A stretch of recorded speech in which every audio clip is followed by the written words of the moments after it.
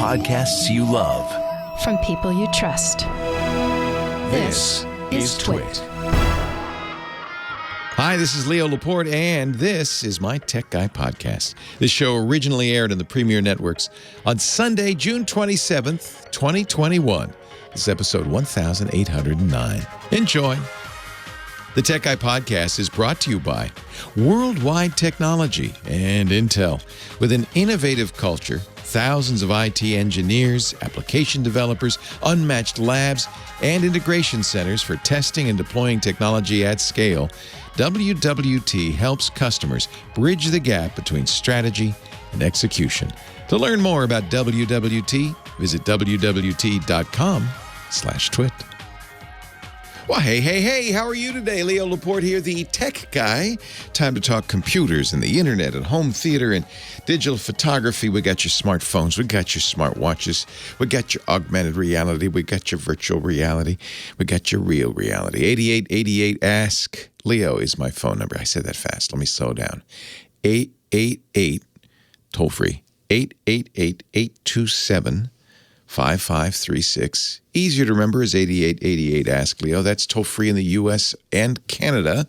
Outside that area, oh, don't worry. You could still call, but you just have to use Skype or something like that, and it shouldn't cost you any credits because it's a toll-free number. 8888 Ask Leo. The website, of course, what kind of tech guy would I be if I didn't have a website? I have many, but the one for this show is techguylabs.com.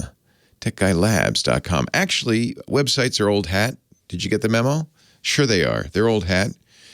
Really now today, to be a hip person, you have to have an app. I don't have an app. Darn it. I'm trying to keep up, folks. It's just moving so fast. Don't have an app, but I do have a website. TechGuyLabs.com. We sent out the warning yesterday on the show, but I'll send it out again. If you have a Western Digital MacBook Live, that was a NAS device, network attached storage, a big hard drive, you would connect to the internet, actually connect to your network, and eventually to the internet if you wanted. And it was being used by people for backup and so forth. They stopped making it in 2015, 2016, and stopped updating it right about then, too, which is too bad because in 2018, a serious flaw was discovered, what they call in the biz an exploit that would allow bad guys to exploit errors in the software to execute arbitrary code, another term of art, which means bad guys could run a program of their own making on your Western Digital MacBook Live. Nothing happened for a few years, as far as we know, even though this exploit was published and proofs, there's a lot of terms of art in this, proofs of concept were published. That means working code to prove that it really was a flaw were published. Nobody used it until this week. Some baddie decided to search out all the, or WD MacBook Lives he could find, or she could find, and exploit this exploit, put some code on it that would, and that, they had a choice of things they could do, I guess, but they thought they'd go for the easy one, erase the entire drive. As far as we know, this is not a ransomware move. Nobody's received to my knowledge, a blackmail letter saying, and cut out from the newspaper with different typefaces, give us $1 million or you'll never see your data again. That hasn't happened. It just was kind of malicious. I think there's no other word for it. So Western Digital's advice is if you have a Western Digital MacBook Live, immediately disconnect it from the internet. Unplug it until further notice while company engineers investigate. Will they put out a patch? Well, there's enough publicity. They might have to at this point. But it's too late for those of you who have one and have lost all your data. Has anybody out there lost all their data? I think most of you probably are using more modern devices. The sad thing is this is a backup device, right? This is what people use for backup. And I've said this so many times, so I'm going to say it again. You can label it backup, but it ain't a backup if there's only one copy. If the only copy is on the backup drive of your data, it ain't backed up. That's just where it lives. You have to have more than one copy to have a backup. Ideally, you'd have 3 copies, and one of them wouldn't even be on premises. They'd be off-site, maybe in the cloud, maybe at work, somewhere else. That's how you save your data. So I'm hoping that everybody who lost data in this exploit had a backup. I'm guessing probably not. They thought this was their backup, right? But that's my backup. How it's gone. Yeah. Backups go away too. Sorry. So there's an app. This is interesting. I didn't know this. It's not used very much in the U.S. It's an app that's used worldwide called Premise, and mostly in the developing world, people complete tasks for small payments in this app. A nice way to make a little money. And typically what you'll be asked to do is snap a photo, fill out a survey, that kind of thing. Observe where an ATM is, or what's the cost of a consumer good.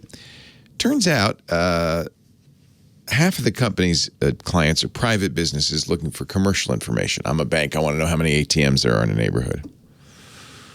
But in the recent years, the other half has been going to the U.S. military and foreign governments as reconnaissance, as spying, basically. Used to be you'd have a person out in the field, collecting this information, our man in Havana. Why do that in the modern age? Why bother having an operative? That's dangerous, risky. Often the case, as in that book, Our Man in Havana, that the information's made up. With Premise, you can just automate the whole thing. The company says, this is from the Wall Street Journal this week, 90% of the work is gauging public sentiment and understanding human geography. A number of projects involve asking users to go out in the world to complete tasks like taking pictures or walking a predetermined route. Some of those tasks involve collecting data on nearby wireless signals or other cell phones. Interesting.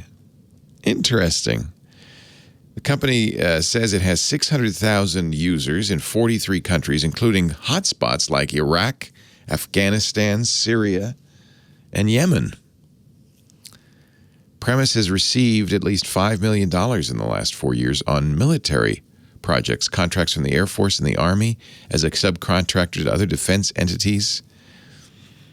In one pitch on its technology prepared in 2019 for the JSOC, the Combined Joint Special Operations Task Force Afghanistan, Premise proposed 3 potential uses that could be carried out in a way that's responsive to commanders' information requirements. This is brilliant.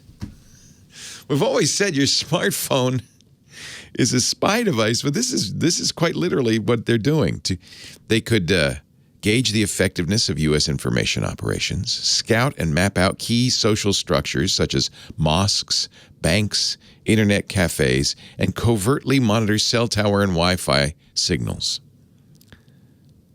The presentation said the tasks needed to be designed to safeguard true intent. So the contributors don't even know what they're doing is spying. I think if they knew, they might charge more. What a story. Of course, I admire it it's brilliant, right? But just reminds you that that smartphone you have in your pocket, that little computer that's always connected to the internet, which has a microphone and a camera and lots of radios transmitting data all the time, that is the best spy device anybody ever invented. It's quite amazing. 8888 Ask Leo, the phone number. 888-827-5536 if you want to talk high tech with me. I like answering questions, talking philosophy, anything having to do with technology. It's a big subject. There's a lot, when I first started doing this show back in the early 90s, yeah, I've been doing it that long. It wasn't, how the world is changing thanks to technology. It was, how do I get my PC to print and my modem doesn't work. And then in a couple of years in the mid-90s, it started to be, how do I get on this thing called the internet?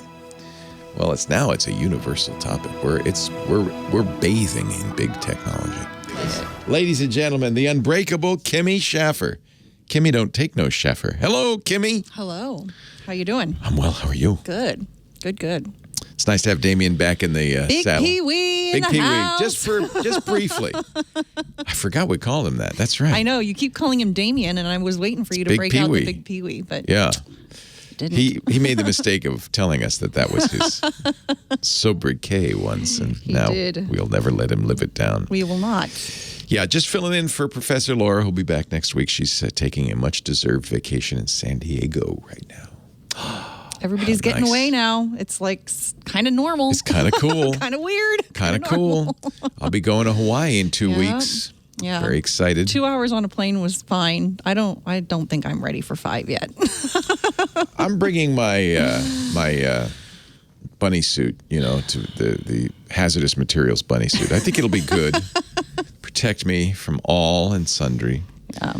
Who should I talk to? Well, too bad Chris isn't on yet, because this might be a question. Coffee for him. guy? We want coffee? No, not him. Chris Marquardt. No, we got a camera question. Line one, Mark in San Diego. I'm sure you can help him. I love talking cameras. Thank you, Kim. All right.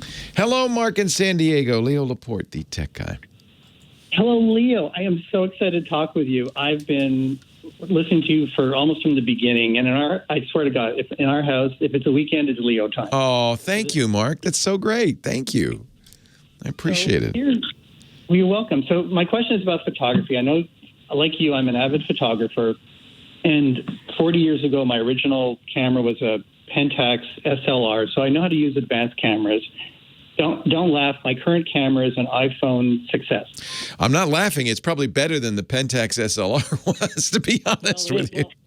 Actually, it's better than an advanced Lumix that I had. It had even better zoom range and everything. So that's why it's my main camera. But it's a great camera. There's nothing to be ashamed of, and some of the pictures people take with iPhones are phenomenal.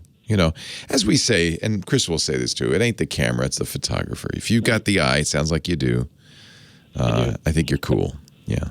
So here's the thing. I was kind of getting excited about getting back into that type of photography with a mirrorless camera, and I've kind of been looking at the Sonys, but I'm seeing all the amazing photography that is now done with the advanced iPhone. Like, I'm going to stay with iPhone. So the iPhone cameras, even with night photography and all. So I'm wondering, is it worth investing in a mirrorless camera, or just spending the same money and buying a more high-end iPhone camera? Because I know you do both, and I'm wondering... Which iPhone do you have? Well, I have the 6S right now. Okay. So I would be up for... So, yeah, that would be a big upgrade from the 6S. That's pretty old. That's 6 years old, to the iPhone 12 Pro Max, which is their best camera. The Max is better than the 12 Pro because it has a third super wide angle. Boy, that's an interesting question. That's a really interesting question. Here's why I carry sometimes, not always, a fancier camera, a dedicated camera. You have more control. So the iPhone and all smartphones do a lot of processing after the fact. If you look at it, that little lens on the camera on the phone is not very big, and you probably remember the bigger the sensor, the better the quality of the image. The better the glass, the better the quality of the image. And in both cases, a smartphone sacrifices. They don't have the best lenses, they don't have the best sensors, but what they make up for is with the processing, the smarts. So you're carrying a supercomputer that can take kind of an inadequate photo, and it honestly isn't a very good, the raw image isn't all that good, but can do smart things to it. The problem is you don't have control over it. You can shoot a raw image, but even then you're not going to get the same control over it as you would get with a nice modern DSLR. So that's one thing that you give up. But I think, honestly, really you have to think about your style. Are you anxious to just, you don't want to carry a gear bag with you? I don't know if you remember Pentax days with a lens bag and a variety of stuff. I have it in front of me. I used to carry it around on trips and skiing and everything. Yeah, that's a lot of work. The phone just slips in your pocket and gets excellent images. The other thing you're missing is the variety of focal lengths. You know, the zoom on these cameras is not great. It's digital. Right. And so it's not going to, it's really just zooming in on the pixels. It's not actually going to give you an optical, very much optical zoom. That's why the Pro Max for by the way, $1,200 is as much as a good camera. Exactly. But if you need a new phone, and you might, the 6S is kind of long in the tooth, it might be, you know, sensible to put that money towards this. The phone, it's got a wide angle, a medium, and what they call a 2x telephoto. Really, if you're used to shooting with a full frame sensor, a 35 millimeter sensor, which your Pentax had, because it was using film, that would be almost the equivalent of 16, 28, and 50 or 55. So its telephoto is not that telephoto. It's more like what we'd call a normal in professional photography. So if you wanted a great zoom, you know, and you're willing to carry a 5-pound lens with you, then an interchangeable lens camera would be a great thing to have. But so it really depends on you. Do you mind carrying a camera kit? Do you want to have that control? Do you want to have the capability to do a 200 millimeter zoom? If you were to take bird pictures, for instance, I wouldn't recommend a camera phone. But if you're taking pictures of you know, street photography, things going on, you know, life as it happens, I think the phone is really a great tool. We're going to be doing a lot more traveling, so I love doing nature, landscapes, shallow depth of field. Yeah, you might want a good camera then. You might want a good camera. Okay. Yeah, you don't control the depth of field on these cameras. They do it in software with a so-called portrait mode, and I find that inadequate compared to a real camera. So I would at this point I would probably look at either Sony or Canon. They're the best mirrorless right now. Canon has kind of jumped ahead a little bit because they were slow to the mirrorless game, but they've done some really amazing stuff. But of course, price is, you know, it's going to cost you a lot more than a smartphone.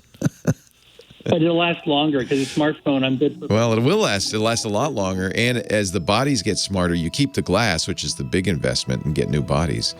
So that's why it's important to pick the brand you want to stick with, because you're going to keep using those lenses. Leo Laporte, the tech guy.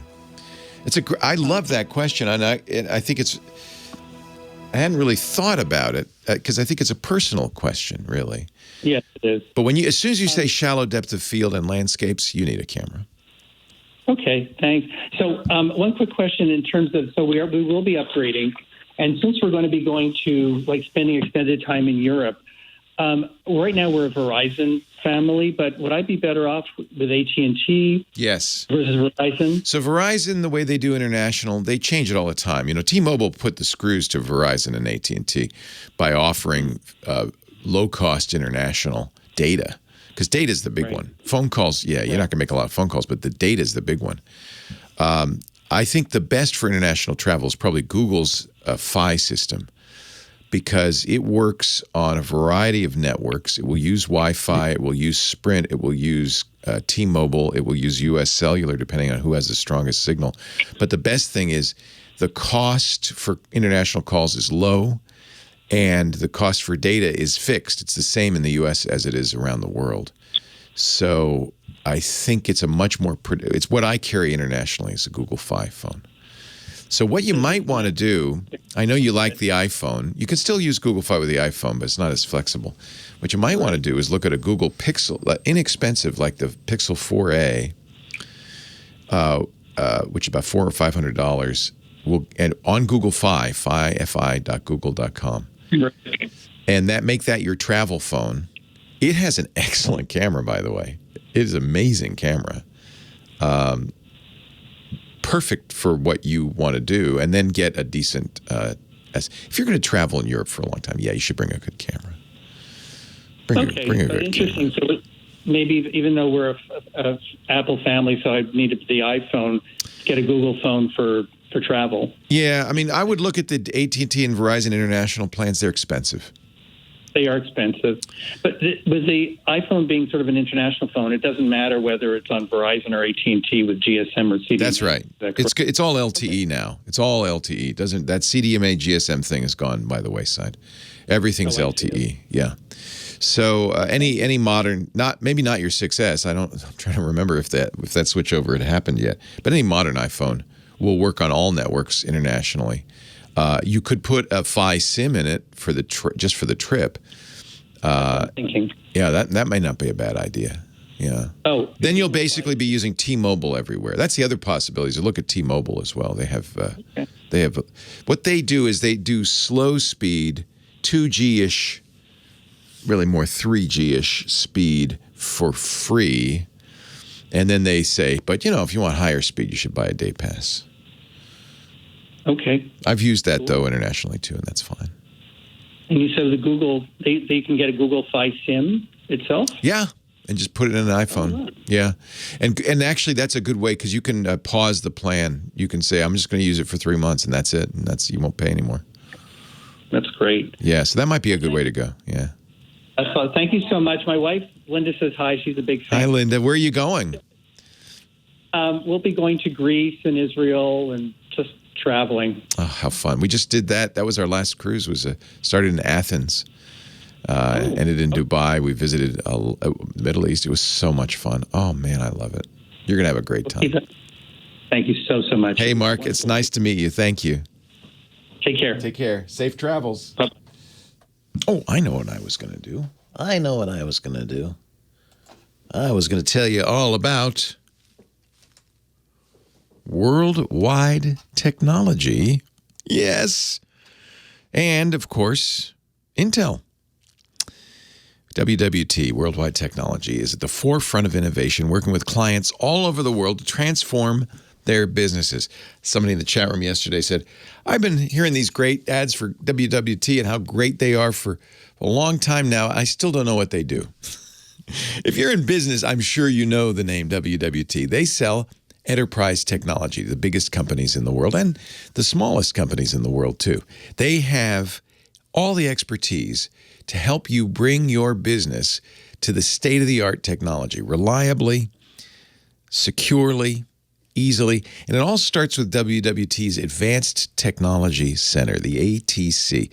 They started building this 10 years ago. It's amazing. Started in one small building. It's grown now to 4. We visited it last March. We were there at WWT. Rack upon rack of the state-of-the-art enterprise technologies. And not just from the big companies, but also the small disruptors that are changing enterprise technology. It's a research and testing lab with more than $500 million of equipment. And here's the cool thing. The ATC is available to you as a WWT customer. They offer hundreds of on-demand and schedulable labs you can do yourself any time of the day or night without even going to St. Louis from anywhere in the world. You'll see solutions including technologies like Intel's Xeon Scalable processors, Intel Optane persistent memory, Optane SSDs, and others. I know you've heard about these technologies and you're wondering, let me see how they work. Let me see how it could help me in my business. This is the way to do it. You'll see the newest advances in every important technology for enterprise, including multi-cloud architecture, of course, security, networking, primary and secondary storage, data analytics and AI, DevOps. If you're listening to the conversation we just had about ransomware, the smartest companies go to WWT, get security audits. WWT is the experts in this, right? And that's one of the reasons the ATC is so cool. It helps customers confidently select the best solutions for their business and can cut the evaluation time from months to weeks. You get to test out products and solutions before you go to market. It's not just the labs. There's technical articles. You can get expert insights from WWT's pros. You can get demonstration videos. There's white papers. There's all the tools you need to stay up to date with the latest technology. And because it's virtual, if you're a member of the ATC platform, you can access these amazing resources anywhere in the world, 365 days a year. And while you're there, by the way, at wwt.com/twit, check out WWT's events and communities for more opportunities to learn about technology trends and hear the latest research and insights from their experts. Whatever your business needs, WWT can deliver scalable, tried and tested, tailored solutions. WWT brings strategy and execution together to make that new world happen. Learn more about worldwide technology and the Advanced Technology Center. Gain access to all the free resources at wwt.com/twit. Just create an account on the ATC platform. That's wwt.com/twit. We thank WWT for making the Tech Guy podcast possible. It is time, ladies and gentlemen, for our car guy, Sam Abuelsamid. He's a principal researcher at Guidehouse Insights, hosts the Wheel Bearings podcast, a fabulous automotive podcast at wheelbearings.media. But most importantly, from my point of view, joins me every week to talk about cars. Hi, Sam. Hello, Leo. How are you this week? I'm great. We missed you last week because you were in Austin test driving the new Bronco. We can't talk about that until next week. But sounds like you had a good time, good eats down there in Austin, I must say. Oh, yeah, definitely. Yeah. Had a great time. First time I've been back on an airplane in 17 months. Wow. That is a moment. Was it a little scary or did you feel good? Aside from just, wearing the mask for several hours, it was pretty uneventful, thankfully. Good. It was pretty easy. It all went smoothly, but I in the TSA line I was behind. It was clearly amateur hour. And I was behind someone who opted to wear lace-up high tops and had to take those off. And come on. Was not familiar with the process of, please push your bag right into the X-ray machine. Yeah. Don't just leave it there on the table. When I'm at the airport, I always look for the one that looks like it's heavy with business travelers, guys in suits carrying carry-on, because I know they're going to go zip, zip, zip, zip, zip, zip. Well, I was flying on Sunday morning, so they didn't have that option. It was easy, like Sunday morning. Yeah. Sam, what do you want to talk about today? So when I got back from Austin on Tuesday morning, I had a visit at my home from Austin Russell, the CEO of Luminar. They came by with one of their test vehicles. I'm not familiar with Luminar. What do they do? So they are one of the companies that is making LiDAR. And they have one of the first production LiDAR programs. It was announced this week, actually. They're going to work with Volvo, I see. Yeah, Volvo announced last year that they're going to use Luminar LiDAR on their starting with their next generation XC90 next year. And then this week, on Thursday of this week, they announced that it's actually going to be standard equipment. So they're kind of following the pattern of Tesla of putting all the hardware on the vehicle. And then they'll have different software options. They charge you if you want to use it. Yeah. So, that's interesting. Yeah. So they're going to have the Luminar Iris LiDAR sensor. And if you're watching the live stream, the video stream, you can see a picture over my left shoulder of the demo vehicle that we were riding in. The small, slim sensor in the front is the Luminar Iris sensor. And it's about 12 inches wide, about 2 inches tall. And then behind it, you can see the classic Velodyne HDL64. Yeah, it looks like the spinning chicken bucket. Yeah, a chicken bucket on your roof. Actually, the picture on Luminar's website of a Volvo with Luminar built in looks very unobtrusive. You wouldn't even notice it probably if you didn't know what to look for. That's the way it's going to be mounted on the production vehicles. Is just this little lump at the top of the windshield, so it'll be smoothly integrated in there. And the image you see behind me, again, if you're watching the video stream, is actually a live point cloud while we were sitting in the car just around the corner from my house. On the right-hand side of the screen, actually, I guess over my right shoulder, I guess on the left-hand side of the screen, if you're watching it, you see a blue block there. That's my house as seen by a LiDAR sensor. And then you can also see, as I move over here, you can see the car that's in the view at the top of the window. It's right there over my shoulder. So this is a very high precision LiDAR sensor. It's unlike a lot of the other ones that are out there. Most LiDAR sensors, they have the lasers and it scans around, and they have a fixed scanning pattern. So basically, they just go back and forth, up from top to bottom, much like kind of the electron beams in your old CRT TVs. So it does a fixed scan back and forth, and you have a fixed pattern of dots from the laser pulses.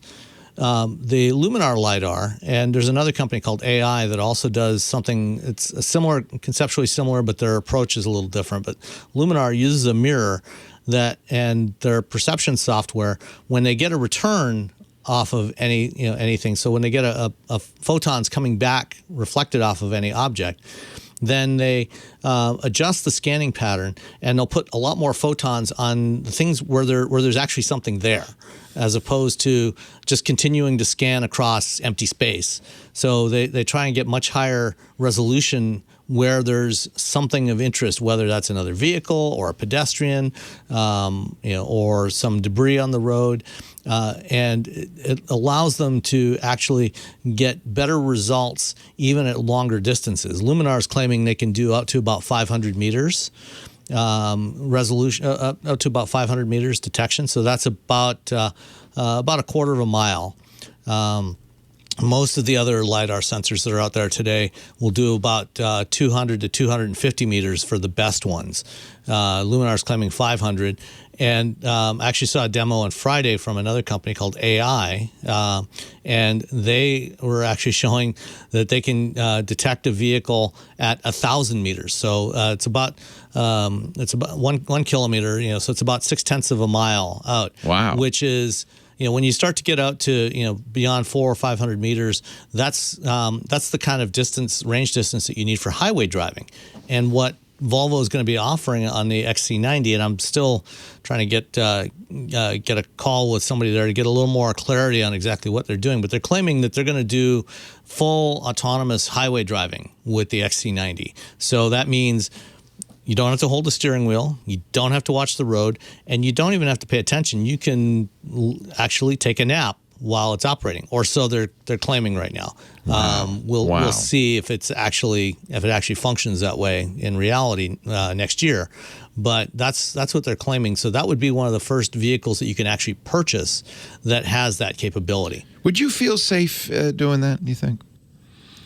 I would feel safer doing it in a vehicle from Volvo than I would from most manufacturers, because Volvo has had a long-term commitment to safety. Right. That's a good point. You're right. They're not going to do anything like this unless they are really confident that it's going to work reliably. Yeah.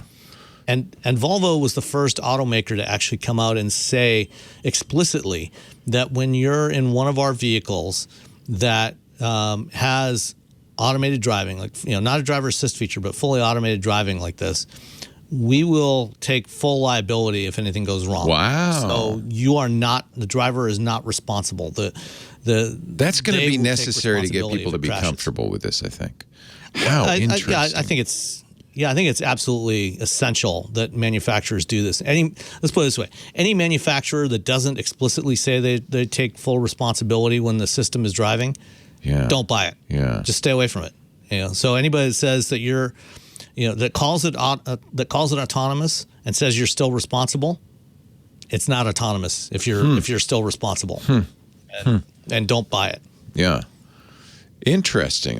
There's been some talk about who would be responsible if a self-driving vehicle has an accident. And clearly, the owner shouldn't be, because they're not driving. Yeah. It needs to be whoever's driving. In this case, it's a car. chunk of computer software. Yeah, and so that puts the onus on them to have software that really works. If they're the ones that are going to be sued over the whole thing. No, absolutely. Yeah, very interesting. Very interesting. So this will be. Did they say how much it'll cost?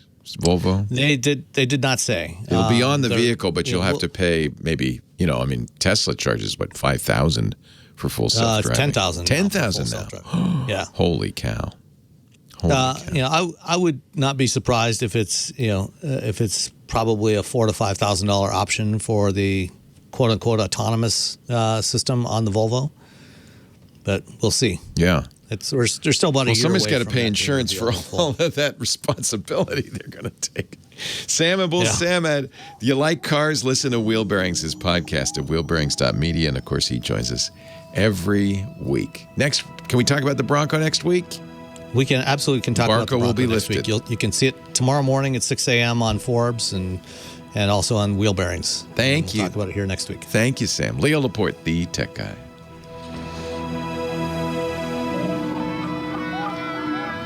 Nice. Do you want to talk to the folks? I can do that, yeah. It's up to you. You don't have to. I'm not making you. I was going to go. I'm just waiting for my chicken to slowly smoke. Oh, nice. What kind of smoker do you have? I just do it on my grill. So I have a Weber grill. I put one burner on the left side and put a couple of boxes of chips on there and put the meat on the other side. It works out really well. This was George Clooney's advice for traveling. He's looking. Asians. You can't be serious. You never get behind people traveling with infants. I've never seen a stroller collapse in less than 20 minutes. Old people are worse. Their bodies are littered with hidden metal, and they never seem to appreciate how little time they have left on Earth. There you go. 5 words, randomly selected for additional screening. Asians. They pack light, travel efficiently, and they got a thing for slip-on shoes. God love them. That's racist. Unlike my mother, I stereotype. It's faster.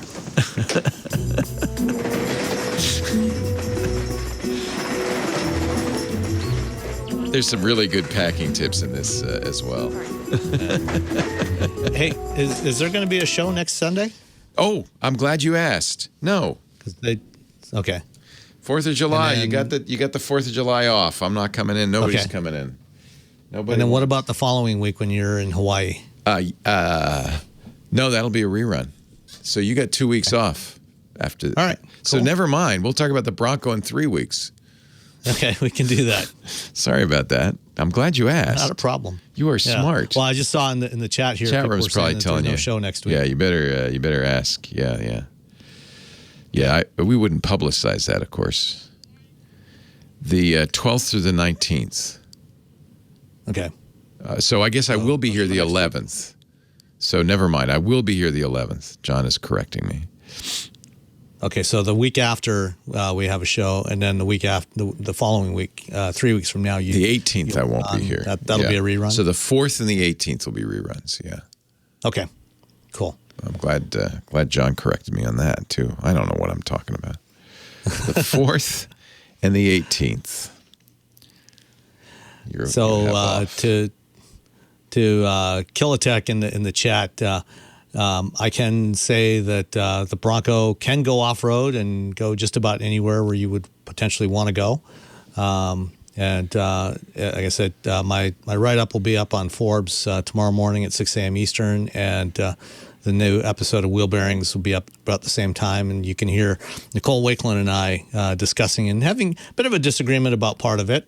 So it's an interesting conversation, so you might want to check that out. Did she go try it?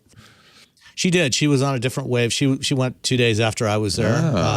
Okay. So she's one of my co-hosts along with Roberto Baldwin. Right. And so she was there Tuesday and Wednesday, or Wednesday and Thursday. I was there Tuesday and Wednesday, or Sunday and Monday. Sorry. It was a fun trip. It was nice to get back on the road and be doing this and seeing some of my friends again and eating some good food in Texas. Nice. Yeah, Texas food. Better off-road than Jeep or Land Rover. I can say that tomorrow, but I can say nothing. Nothing. Right now. He can't say anything. Don't ask him. Not gonna answer that question. Have you heard anything about the Volvo announced network upgrades options for Volvos impacted by the 3G sunset? No, I haven't, but I will. I'll be reaching out to Volvo. Do you want to stick around for the top of the hour? We got to run here. Yeah, I can do that. Okay, thank you, Sam. Talking about 10. Leo Laporte, the tech guy. 8888, ask Leo, the phone number. George is in Los Angeles, our next caller. Hey, George. Hi, Leo. Welcome. Good talking to you again. We spoke before. Nice to hear from you. What's up? Let me tell you what. I've got a NAS unit that I had working. It was accessible over my little internal LAN when I had Windows 7 on my desktops. When I upgraded to Windows 10, it went away. Oh. And the company that made, I can't remember what the name of the box was. It's just it's a 2-bay box with SATA drives in it. Okay. And I had them set up as a RAID 1, a mirror. Okay. And were you using RAID 1 software on Windows, or did it have hardware RAID built into the box? Well, it must have had hardware. The hardware a RAID built on the bus because it came with its own application. No. See, that's the difference. Yeah, the application is the RAID. Okay, so that's what it was. The disc that it came with had the drivers and the RAID application. Yeah. It was called IO Cell. That's the name on the label. So that's the issue, is you've got to have IO Cell on your Windows 10 as well. Otherwise, right. Windows 10 will say, I don't know what these drives are doing. So that's an important distinction with RAID, which is short for redundant array of, and some people say inexpensive, some people say intelligent for the disk. But the idea is multiple disks that are combined into a single disk.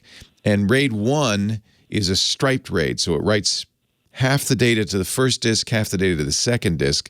The idea being it's a little faster that way, but it also gives you a larger total disk, but it is unintelligible to the operating system.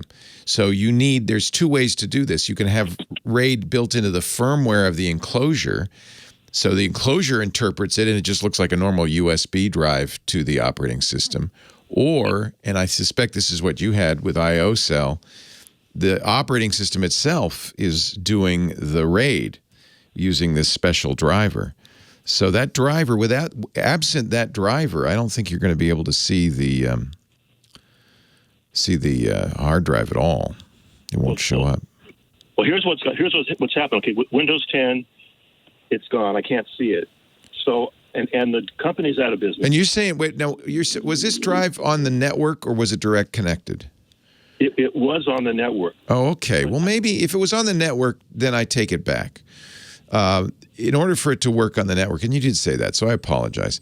In order for it to work on the network, it would have to appear as a standard drive to the operating system and as a mountable drive. So in other words, that box also has built into it SMB or some other networking technology that Windows can see. So now I think it's just a matter of mounting it.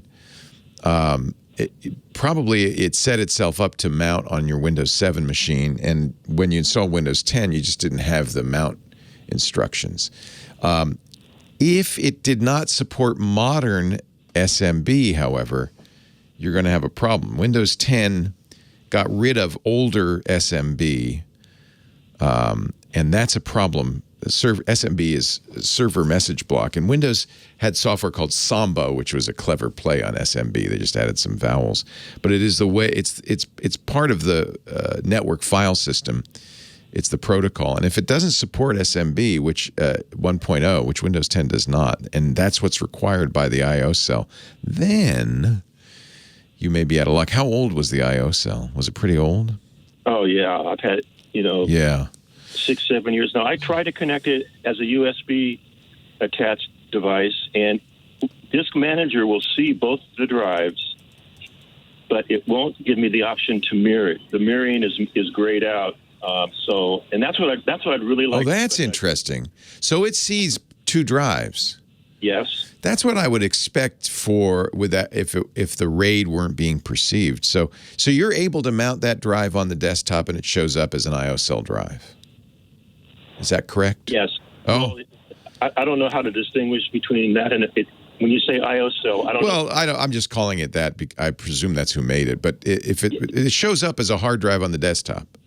Right. Oh, okay. So it is using a modern version of SMB. There is a way to turn on SMB 1.0 in Windows 10, but it's not on by default. So it's mounting it. That's fine. It's as a network drive, but it's not seeing the RAID.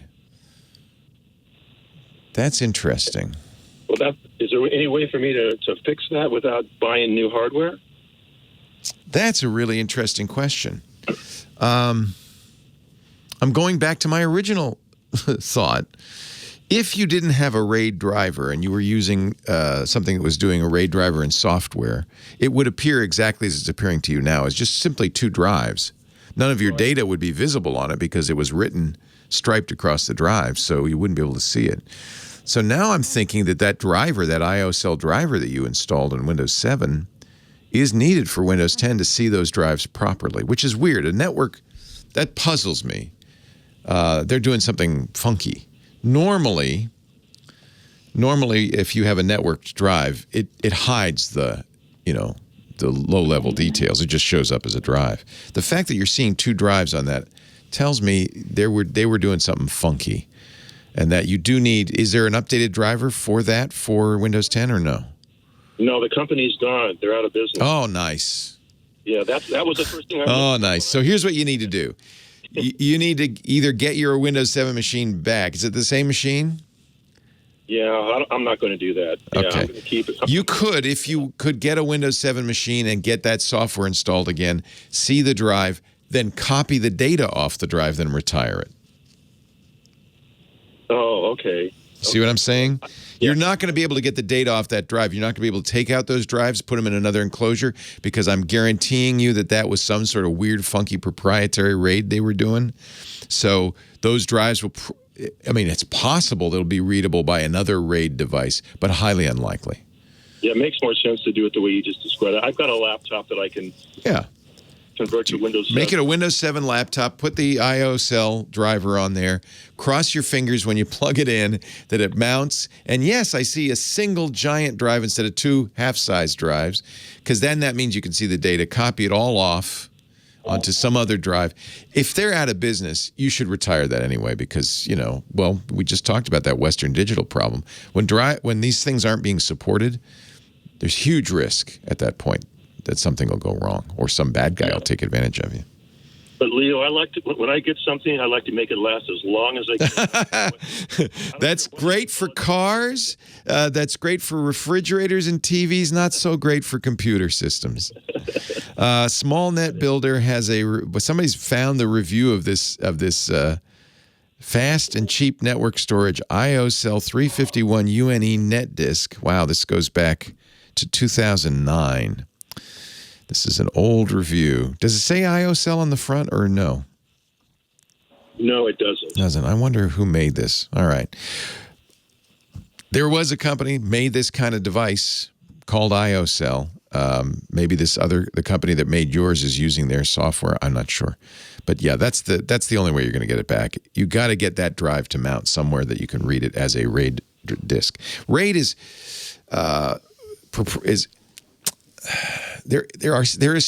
it's not proprietary exactly, but it's often the case, and I would suspect it's the case with this thing, that they've done something that is only readable by their own software.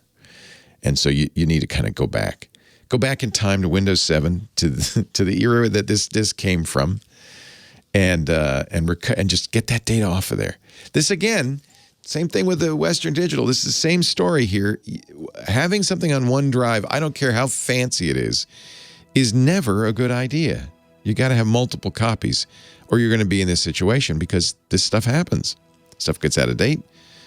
Data dries. Get an off-site backup of this stuff, or at least a local backup. Thanks for the call. I appreciate it. I hope that helped you, George. All righty, Sam. You get your very own Sam segment. All yours. Okay. So, Dr. Mom Grandma, I believe all the Teslas built since the fall of 2016 have had 8 surround cameras on them as part of the autopilot system. That's a lot. So I didn't realize they had 8 cameras. Wow. Yeah, there's 3 in the front. There's a trifocal setup in the front with a telephoto, wide angle, and ultra wide. And then there's 2 on the front fenders, kind of looking back, 2 on the B pillars looking forward, and then 1 in the rear. Wow. And so the dash cam functionality all it's doing is it's using one of those front cameras, one of those 3 front cameras, and when you want to store something, it's storing the video stream from one of those cameras. So that's all that's there. But in the Discord, there was some comments in there about security. Argo had a question about, he's surprised that people haven't figured out how to jailbreak a Tesla to enable paid features.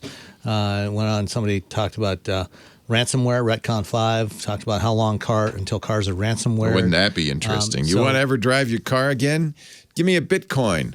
Wow. Well, and this is one of the challenges that's being faced, especially as we move towards automated driving. So yeah, there were a couple of incidents several years back where security researchers did manage to hack into the telematics systems of a couple. One was on a GM vehicle. Some researchers from UC San Diego and University of Washington. And the other one was, that was the better known one, but it was almost the same thing that they did, was in 2015, the famous Jeep hack, where Charlie Miller and Chris Valasek, it was an article that was posted in Forbes or in Wired, and there was a video, and they were able to remotely access the vehicle. And they did the same thing on the GM vehicle with OnStar, and take control of some of the systems, like, make the car accelerate, make it brake, make it steer, change the radio volume, all remotely. And so the industry has recognized that this is a real serious issue. And as you move towards automated vehicles, everybody knows that that they can't allow that to happen.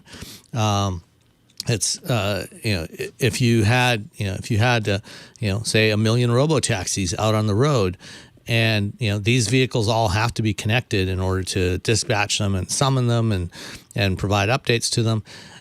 If someone were able to find a way to access that entire fleet and send a command and tell them all to turn left now, the chaos that would happen would be insane. Or a ransomware attack where they just disabled the cars and forced them to stop wherever they were, and disabled the entire fleet until you paid the ransom. That would be a real serious safety hazard, as well as a financial hazard to the companies running these vehicles.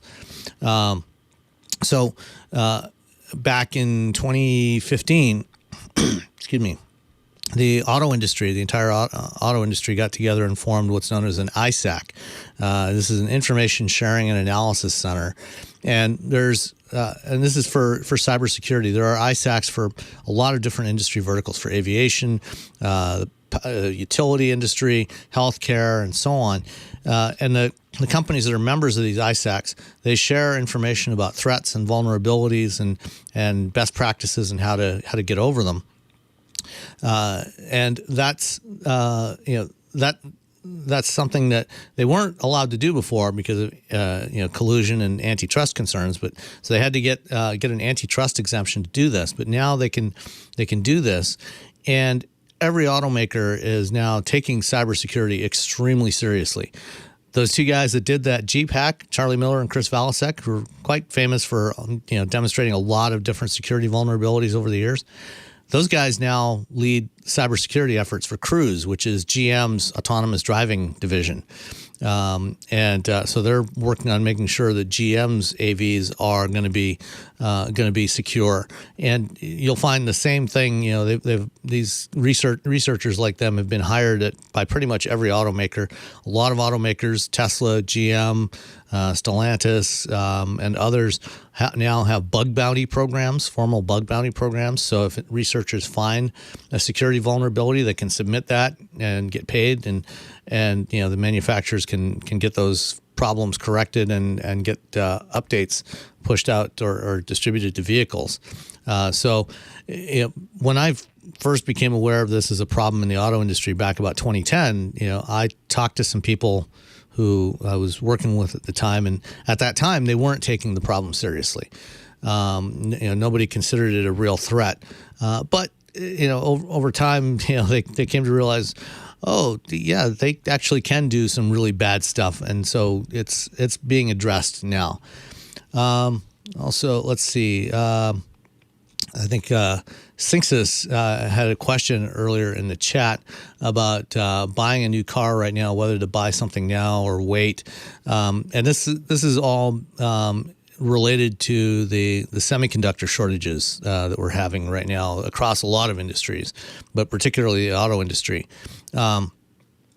Because of the chip shortage, a lot of automakers have had to cut production of some of their more popular models. And as a result, there's very low inventory of new vehicles right now.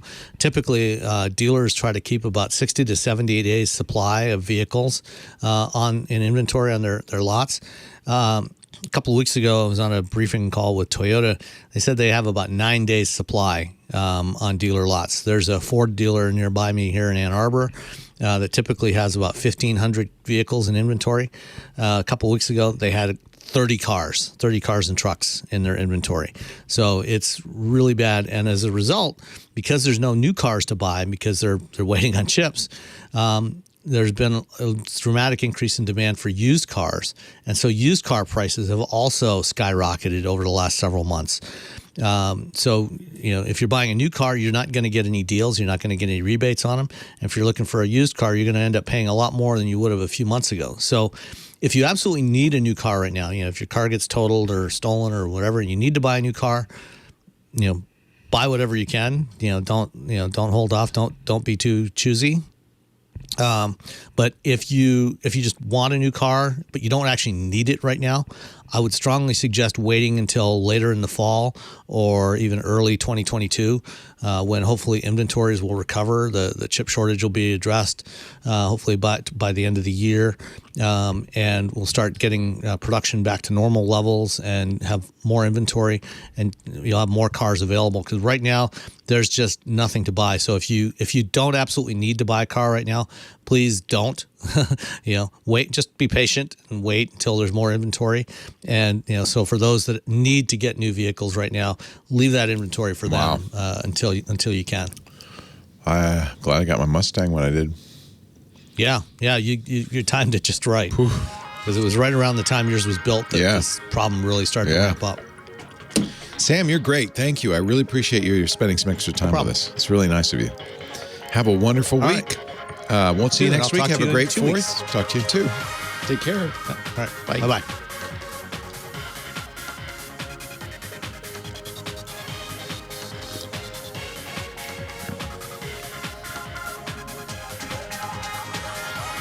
Oh, hey. How are you today? Leo Laporte here, the tech guy. Time to talk computers. Let's get ready to get geeky. Time to talk computers, the internet, home theater, digital photography, smart watches, smart everything. Everything's smart these days. That's the phrase, smart home. Nothing dumber, by the way, than a smart home. I just want to say. Maybe you're the exception.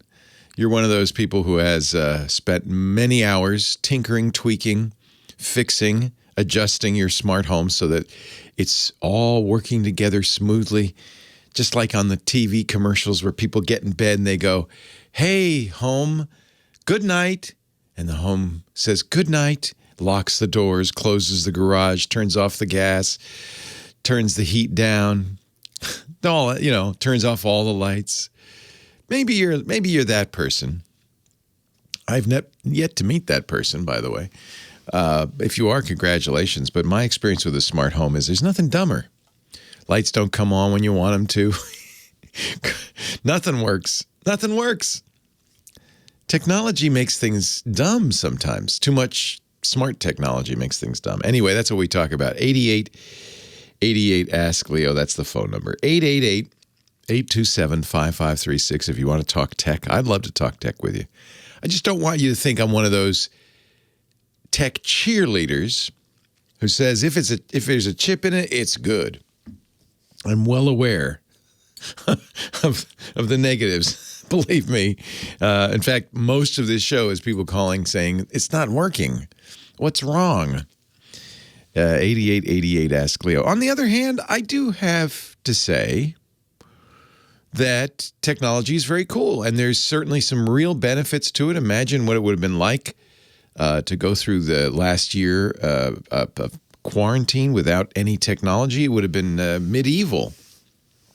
In fact, when we began quarantine, my last trip I took was back in March of 2020 to St. Louis, did a panel.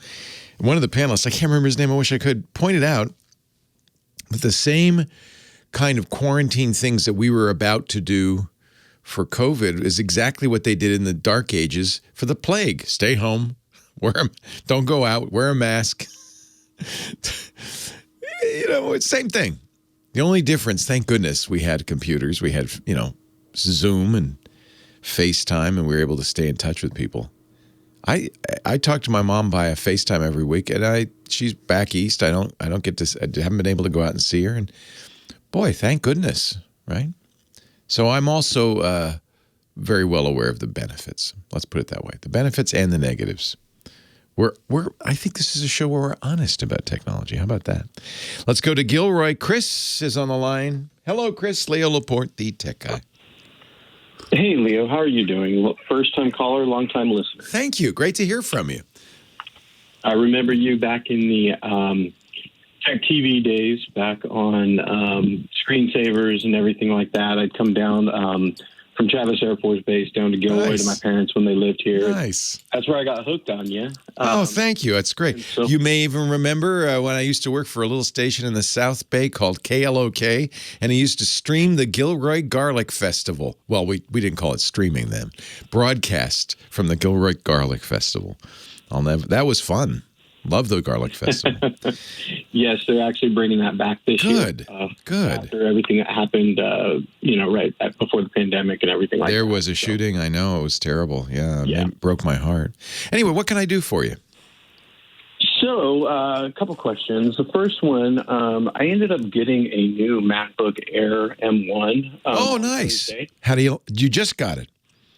I just got it. Nice. And I was doing a data migration from my 2015 MacBook Pro, and the thing crashed and never recovered. Oh, no. So I had to take it back to the Apple store over in Oak Ridge, San Jose, and they gave me a new one. And everything seems to be working on this one. So far, I love it. Awesome battery life. But the one thing that I can't figure out, and I've seen that you're able to do it online, is getting dual monitors working. I'm mainly going to be using it in clamshell mode at home. So I know that the Mac Air, not Mac Air, but the Mac Mini lets you do two monitors. It has two monitor ports, so that's why you could do two monitors. But on your Air, you've got to do some workaround stuff. Yeah. Yeah, it's just a port. Okay. It's a port problem. You have the capability. So the way the Mac Mini works is there's an HDMI port, and then you use USB-C, and you have a USB-C monitor. Supposedly Big Sur is going to fix this, but I don't know. I haven't tried it. You have Big Sur, obviously, if you just got it. Mm-hmm. I think probably the way to do it is to get first of all, obviously, you need a dongle. Yeah, which I have, because I have a Galaxy Flexbook Alpha for work as well. Okay. And I use the USB-C port with dual monitors on that. So there are a lot of different ways you can expand. I got a dock from Anker, but it was expensive. It's $250 for my M1 MacBook Pro. And I can solve the problem using that because it has an HDMI port on it. But short of that, maybe Pluggable makes some very inexpensive monitors. The way Pluggable says to do it is with a driver, a software driver. You need the Mac DisplayLink driver. Okay. You install that, and then once you install that, oh, wait a minute, it doesn't support clamshell mode. Oh, man. That's how you want to use it, though. Yeah, I've got a 34-inch ultra-wide and a 29-inch ultra-wide 4K as my setup that I'm doing. So, yeah, and you just have a keyboard and a mouse. So I've been using my N1 in clamshell mode, but with a single 4K monitor, not with dual monitors. And apparently the driver, the DisplayLink driver, does not support this whole idea of clamshell mode. Let me see what Apple's plans are, because they say they wanted to fix this, that this was a limitation in software that they could fix. So, boy, that's frustrating. Clamshell mode, for people who don't know, is and this is a really nice feature of MacBooks, is you can close the MacBook, just put it aside. If you have a dock, you dock it, and you'll still be able to use it. You don't have to do any tricks or anything. You can still use it on an external monitor with external keyboard and mouse. Apple says the issue will be fixed in version probably 11.2 of Big Sur. So you know what? That's not far off. That's not far off. So you might just have to suffer with a single monitor until Apple does the official upgrade to it. Apparently they're beta testing it now, so that means it's very close. Let me see here. I'm also going to be, the reason why we got it is we're having a child born in August 15th. Congratulations. Your first? And I got my wife, it is our first. Oh, man, how exciting. I got my wife a digital camera a couple years ago. So I want her to start using the camera and, photo editing with like Darkroom, Luminar, and stuff like that. Yeah. And 2 monitors is honestly, all of the M1 Macs have the same chip in them. So in theory, whether you got a Mini, a Pro, or the Air, you have the same capabilities. And the MacBook Air is just a beautiful laptop. I just got it as a graduation present for my nephew. I just think they've done a nice job. So I'm reading that Apple was going to fix this with 11.2. Of course, we're at 11.5 now, so I don't know what's going on. I think maybe hope Apple fixes this, because if you want to use it in clamshell mode, it looks like there is no way to do that at this point. I'm sorry to say. Just my days of tinkering and building PCs, I figured it might be something. It might be a workaround. Yeah. So. Boy, is that frustrating. Chat room is sending me links, so I'm just going to take a look at some of these links. Yeah, this is the only one I think that I've seen.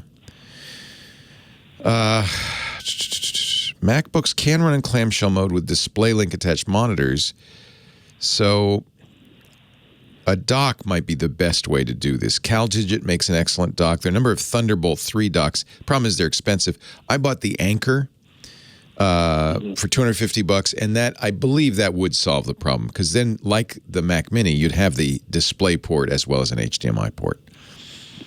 And is that compatible with Windows machines as well? Should be. It's as long as it's Thunderbolt 3, yeah.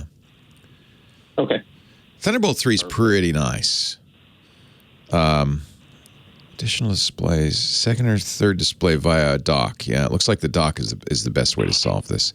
I will go home and try this. I haven't actually gotten around to trying it. There are some very good docks. I use, as I said, the Anchor, which I don't know if that has display link. You need something that supports display link, because that can be, you can use HDMI plus display link to do 2 different monitors. That looks like the solution. That's how the Mini does it. So it's not. It's weird. It seems like something they should fix. Enjoy and congratulations, August. You say, huh? Yeah, August 15th is the due date. I bet your wife is very anxious to wrap this thing up. Yes, she is. I've already done the whole nesting thing already myself. I've remodeled a couple rooms. Isn't that a great feeling? All the walls. Are you still in the service, or have you moved on?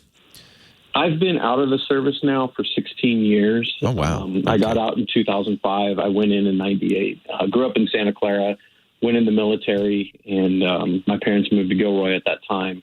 Nice. So. Well, thank you for your service, and thank you, and congratulations. Thank you for calling.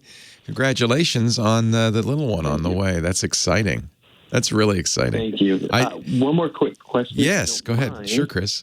So I'm currently running Netgear Orbi 2200, and I was wondering if it would be worth it to upgrade to Wi-Fi 6, or if it. So I did that, and it made a little bit of a difference, but not enough to really blow me away. And there is a newer Wi-Fi standard coming along. I would wait for 6. I think it's E. The next, there's an even more enhanced Wi-Fi 6E, and then it's going to add another band, and I'm sure Orbi will support it. They were very quick to support Wi-Fi 6. So at this point, there's no point in doing Wi-Fi 6 until all the devices you want are using Wi-Fi 6, but modern computers, iPhones are probably by now. I didn't notice a huge difference. Supposedly it's about 10%, but the 6E is probably what you're going to want to get, and I would wait until that comes out. Perfect. Thank you so much, Leo. Anytime. I really appreciate everything. My pleasure. Congratulations, Chris. Take care. Yeah, this is, I don't know. Okay, I could go on and on about these issues. I think Apple released these new computers thinking these are the low-end machines. These are replacing the low end of the MacBook Air, the MacBook Pro, Pro-ish, maybe you call it, the Mac Mini. We are going to do higher-end machines that will be capable of more later in 2021, including higher-end MacBook Pros, higher-end Mac Mini, higher-end iMacs. They released iMacs as well. And I think that that's probably what you're seeing here, is these are somewhat limited machines. Apple signaled that with the iMac. It's a 24-inch, which is much smaller than the current Intel iMac, the big one. So that means, yes, we're going to see another iMac that is probably 30 inches instead of 24 inches. And that will almost certainly have a newer chip, the M1X, we believe, and it'll have more capabilities. So I think as great as these are, and I think a lot of us enthusiasts just wanted the M1, we bought lower-end machines. We bought machines Apple never... once the full line is out, those will be the machines, the entry-level machines, for people who aren't doing things like running 2 monitors. The next generation will be much more capable. And unfortunately, this is the only generation. And honestly, it's great. Sorry you had the defect at the beginning, but honestly, I think they're really great machines. But a lot of the higher-end Pro-ish features are still lacking. Chris Marquardt. Hello. I'm very well. How are you? I am very well. I just had my second shot on Friday. Yay! And did you have any reaction? No. You didn't? Just a bit of tiny little pain at the injection site, but good for you. Yeah, I had no reaction to the Moderna, but my wife, who got Pfizer, felt terrible the next day on the second shot. Yeah. Good. Congratulations. We are going to run into a calendaring problem. Well, just so you know, I'm not here next week. And I'm not going to be here on the 11th either. No, I'm sorry, the 18th either. So 11th and 18th, okay, I'm not here. Okay, 11th. No, I'm here on the 11th. On the 11th? That's fine. I will not be here on the 11th. Okay. And I will not be here on the 18th because that is right around the only and first workshop that I'm running this year. Yay. So I'm driving there and I'm driving back, and those are both Sundays. So the 18th's not a problem. That's a rerun. The 11th, we'll just tell everybody he'll be back the following week. So we do still have the alphabet assignment going, and as we're still missing a few letters, we might just let it run till the 25th and just extend it. Fair enough. We want to we will run it till we get every damn letter. I doubt we'll get all, but which ones are missing? B, D, F, I, J, K, L, N, R, U, and W. I put it in your email. Oh, wow. Well, I have over half, so that's pretty good. I'm not going to say anything at all, then. We'll just run it till you say we're done. Okay. How about that? Sounds good. I sense your hesitation. I understand it now. All right, let me get your email. We will talk in 10. Will do. Thank you. Leo Laporte, the tech guy, 8888. Ask Leo. The phone number, Henry on the line from Los Angeles. Hello, Henry. Hi. Hey, welcome. Thanks. Let's see. So starting with TV, I'm interested in upgrading my,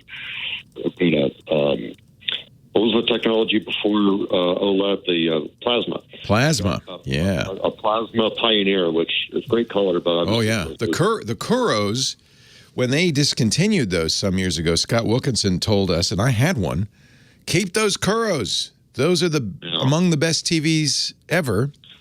But plasma does kind of wear after a while. It's not always going to look as good as it did.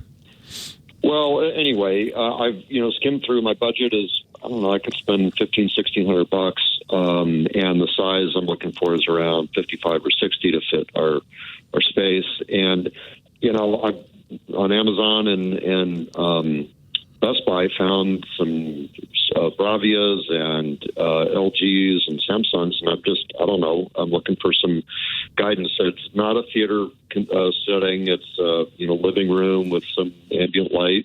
Not super picky, but obviously want want a nice TV, and also modern connectivity features, the Apple built-in TV, which most of these models that I've found they now do. Yeah, Apple really surprised everybody by making that possible. So because it's a living room setup that you can't darken, you're not doing a home theater thing, I probably wouldn't recommend OLED. OLEDs are the plasmas of today. They're the best quality image, but they're not as bright as LCDs, and as a result, they're not as good for a brighter room. My opinion, they're fine. They're a little more reflective, I think, too. I kind of feel that way. So the ones you were talking about, those are LCDs. They may say LED or QLED. Here's what you're looking for the best picture in an LCD screen. The QLED and the LED refers to the backlight. And it's really all about the backlight. What you're really looking for is something called FALD, F-A-L-D, full array local dimming.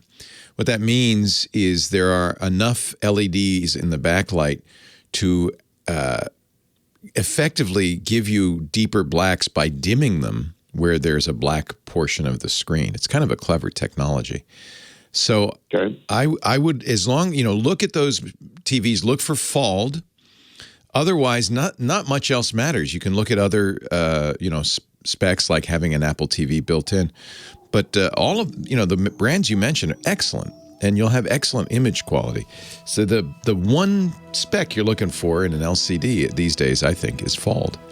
And, of course, HDR 4K, but you'll get that. Leo Laporte, the tech guy.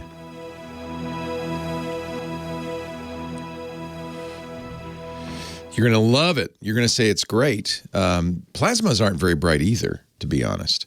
So you'll see these LCDs are much brighter than they used to be. Oh, he's gone. So I'm watching this pluggable video. God, I hate it when they put stuff in a video because that means now I have to watch a video. I have yet to see him do clamshell mode.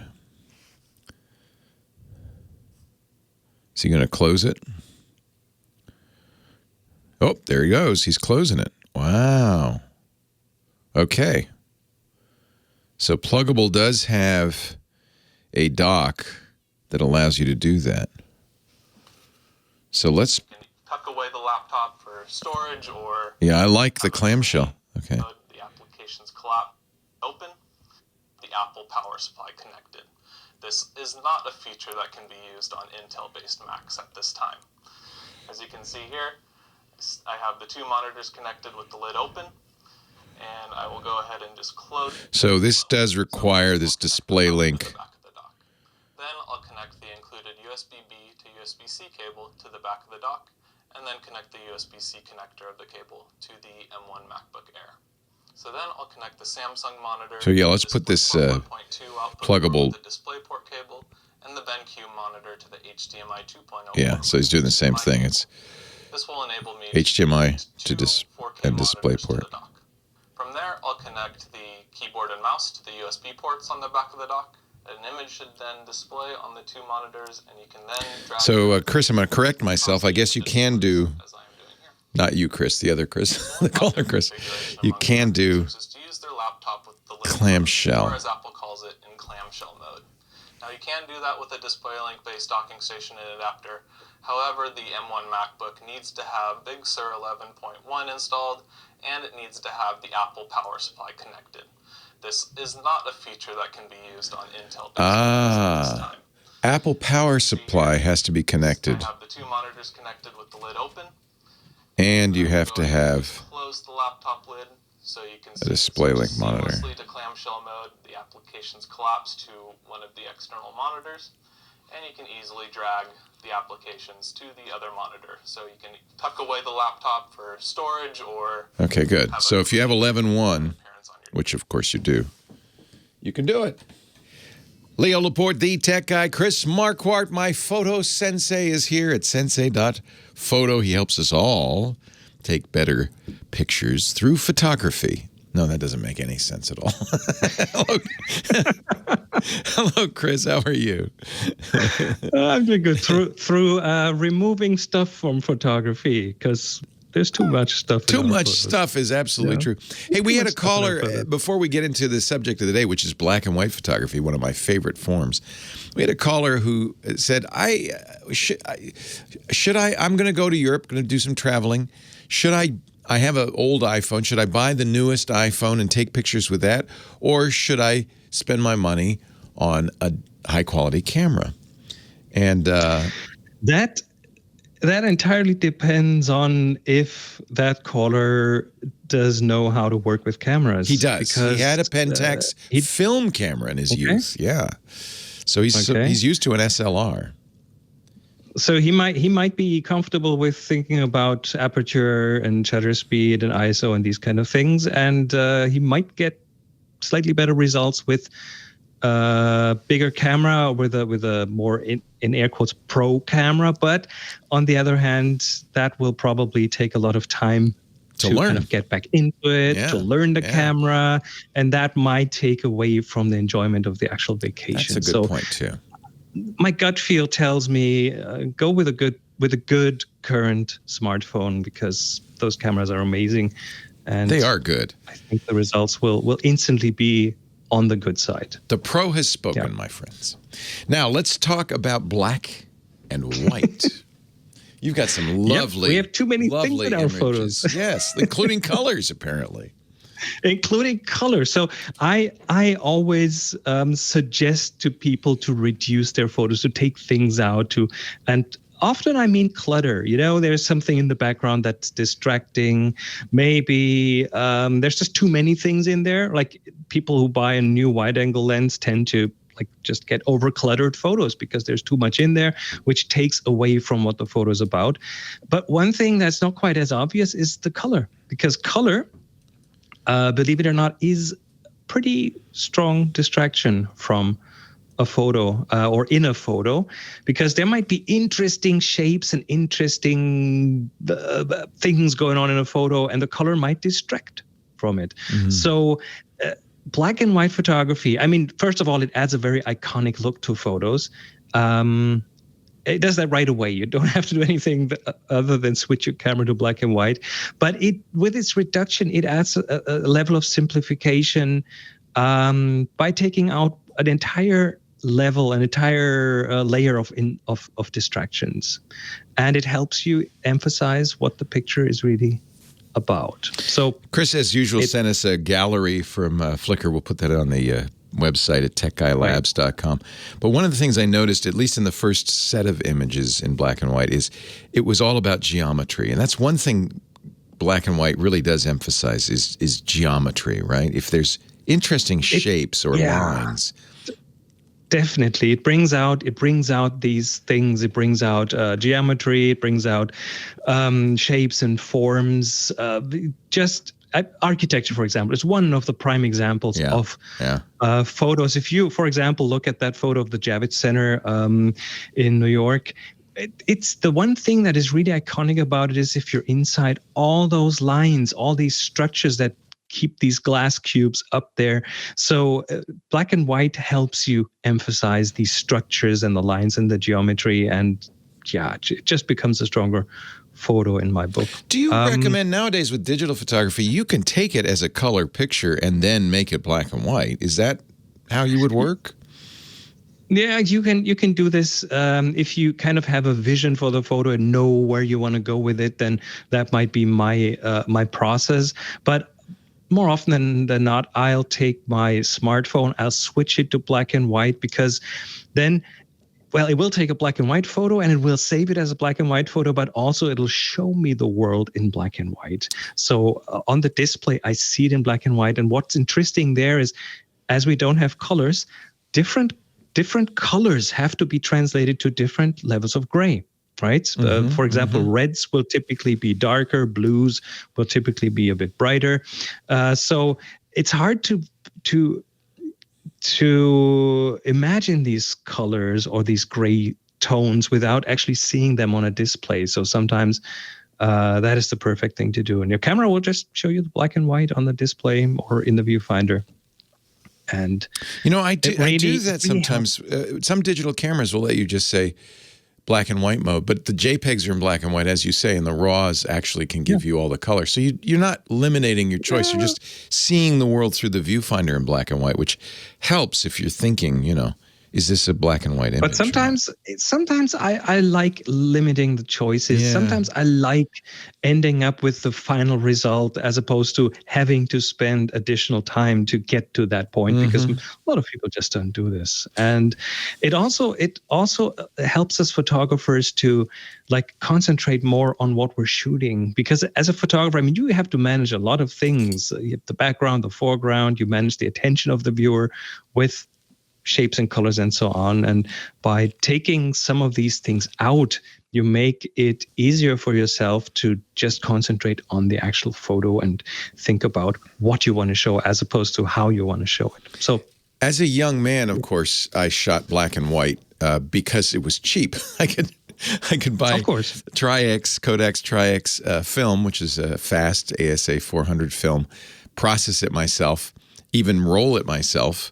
So it was a penny a print. And in those days, it was expensive. Every shot cost you money to develop and print. Right. So the economy of black and white was how I came to it.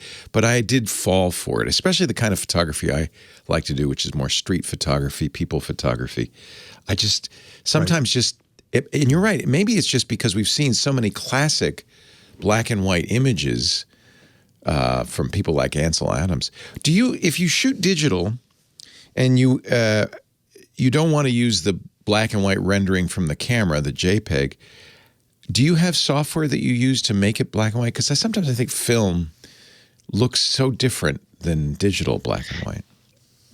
All the packages out there, even on your smartphone, you have different black and white filters to choose from. Some of them are more contrasty, some of them are softer. If you want to be more granular, like on your laptop, you could use something like Silver Effects, which is that's the classic just from pro Nick. version of that. So and it's still available. So there's a lot of that out there. Yeah, Nick was bought by Google, and then for a while they gave away their plugins, and then Google sold them recently, and they're back selling from DxO. So I was wondering, should I buy the latest Silver Effects? Given that I do this in Lightroom, and Lightroom does a pretty decent job. Lightroom does a good job too. So, yeah. It's a matter of personal preference, I guess. But it is fun to play with colors or lack thereof, and try different kinds of black and white. There's kind of the classic Karsh Hollywood portrait black and white, which is very contrasty. Oh yes, it's really fun. Which is what I like. I really like the high contrast looks. Yeah, I do too. Yeah, they add a bit of punch to the photos. Nice. All right, we are still taking pictures of the alphabet. That's our assignment, and has been. In fact, it's going to be extended a little bit because Chris is leading his first photo workshop since COVID. Go to Sensei. Since ever. Since it feels like it, sensei.photo to find out more, SENSEI.photo. Our assignment is to take natural expressions of the letters of the alphabet. If you go to our Flickr group, the Tech Guy group on Flickr, you'll see which letters we still need. We need about half the alphabet. So take those, submit them, and in a few weeks we will have a chance to perhaps see A through Z as seen through your eyes. Chris Marquardt, thank you so much. Sensei.photo for more info. Thank you. Yes, I'll give out the TG alphabet and all of that stuff when we come back. Yeah.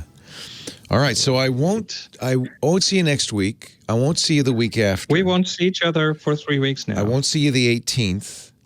I'll see you in August. I'm here on the 25th. Oh, there's one on the 25th, of course. There's I'll one see on the you 25th. on the 25th. I'll be tanned, rested, and ready to go. That's the same with me. Probably slightly exhausted from the workshop. Where's the workshop? Is it going to be at home?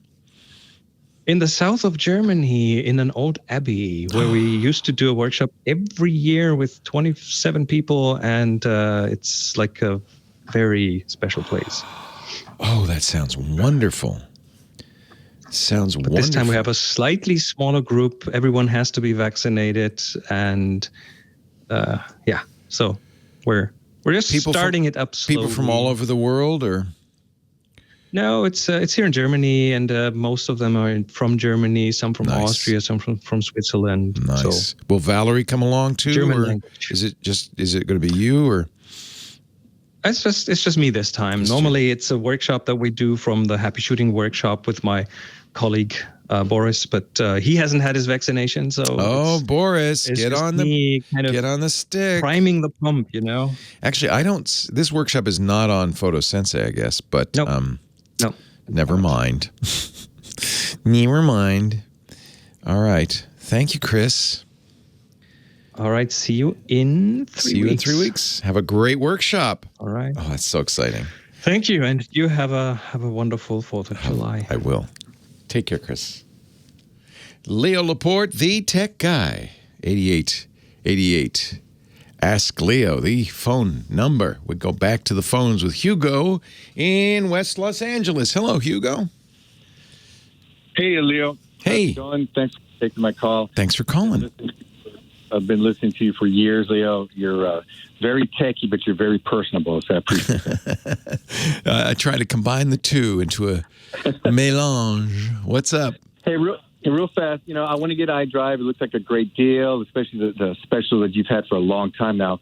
My question is, how come the big companies out there, like that, the pipeline thing, they got ransomed off and they were paying millions of dollars, and how come those big giant companies, how come they don't have their own version of a backup so that if they get ransomed like that they can get out of it? How does that it seems like the obvious question is, well, don't you guys have a backup? I think in some cases they don't, but in almost every case they do. Here's the reason they still end up paying the ransomware. There's a few reasons. Lately, what ransomware guys do, they're really, really devious. There's so much money in it. They put a lot of effort into it. One of the things ransomware guys do now is they first get into the network, first penetrate the network. They don't immediately trigger the ransomware. So typically how this goes, you're working for a company, Hugo, and you get an email from the boss that says, I need this presentation worked on and cleaned up by tomorrow at 9 a.m. Or you're fired. Let's make it really a lot of pressure, a lot of fear. And they're hoping that you will, without thinking, open that file, the attachment. At that point, it doesn't trigger the ransomware. What it does trigger is a back door so they can get into your system.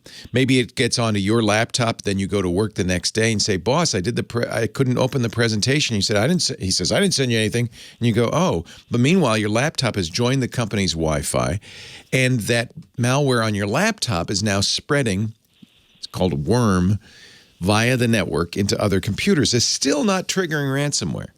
What it's really doing is allowing the bad guys access to the network where they browse around, sometimes for months. On average, it's about 91 days, where they'll look around. And what are they looking for? Well, they're looking for a couple of things. First, they're looking for valuable data that they can steal. Things, like emails, something that might be embarrassing would be the best. When they broke into Sony, they got contracts so they could reveal what stars were getting paid. They got movies that weren't yet released. So they'll download these things surreptitiously in the background. But they're also looking for, where do you store your backups? And this is kind of the answer to your question. And they're going to put little bombs everywhere, including in your backups. They're going to try to make it so that you can't use your backups. They're also going to put malware on your system so that you cannot use your systems. And this is important. At some point, once they feel like they've done enough reconnaissance, they'll trigger it all. And that's the day that everybody at work suddenly gets a pop-up that says, ha, you've been hacked. And then IT puts out an urgent call saying, everybody immediately disconnect your computer from the internet. But it's too late. It's on every machine. It's completely pervasive in your internet. Now, your network is down. The IT department isn't going to just kind of restore the data and bring your network back up, because the malware is still in there. They don't know where it is, and it's had time to seep into every crevice and every orifice. So even if they were smart enough to have an off-site backup, the trick on this is to make it what they call immutable, so that it can't be modified, it can't be encrypted. And in most cases, I think these IT departments, especially for these big companies, are smart enough. Colonial Pipeline had backups. They did. But they still have a system that is in an unknown state. So they still have to go through thousands of computers, erase them, reinstall, set them all up again as if they were brand new, make sure the malware is eradicated everywhere before they restore, if they can restore. In the case of Colonial Pipeline, I'm wondering what they had, because they did, you're right, they paid the bad guys for a decryptor. So it may be that stuff was encrypted they didn't have backups of, which is, in my opinion, cause for firing. That's really malpractice. In fact, the decryptor they got from the DarkSide ransomware squad that had hacked them was so slow they didn't use it. These ransomware guys put all their effort into making the ransomware the fast to encrypt. They want to do it almost instantly because you'll catch them. They don't want to get caught in the act. They want it to happen instantly. They'll do it overnight when nobody's there, and they'll do it as fast as they can. But they didn't put any effort into the opposite, the decryptor. So it worked, but it was very slow. So Colonial ended up restoring from backups. They were hoping it'd be faster to use the decryptor, and they didn't. So it's really a mess is really the answer. It's such a mess that just restoring the backups isn't going to do the job. It is the worst nightmare, and you'd think, given that we know this is going to happen, you'd think that companies would be better prepared. We know it's going to happen. We know it's going to cost you millions. It's going to be a huge embarrassment. It might put you out of business. It'll certainly impact your business from days to weeks to sometimes months. Why aren't they better prepared? And that's a question I don't know. Maybe somebody who works in IT at one of these big companies can call us and explain. But it seems to me that this is something we've really got to take seriously. And I think by now these companies are. And the other thing is, and this is unfortunate, you can now buy malware insurance, ransomware insurance. And so some companies just go, the heck with it. It's insured, pay the ransom, let's get back to work as quickly as possible. Because even if they have backups, the days it takes to get back up and operating safely is money out the window, maybe much more money than the ransom itself. In fact, if the ransomware gang is smart, it is, right? Shouldn't charge too much. You should charge just enough. It's a great question, Hugo. I ask it all the time. Why is this happening?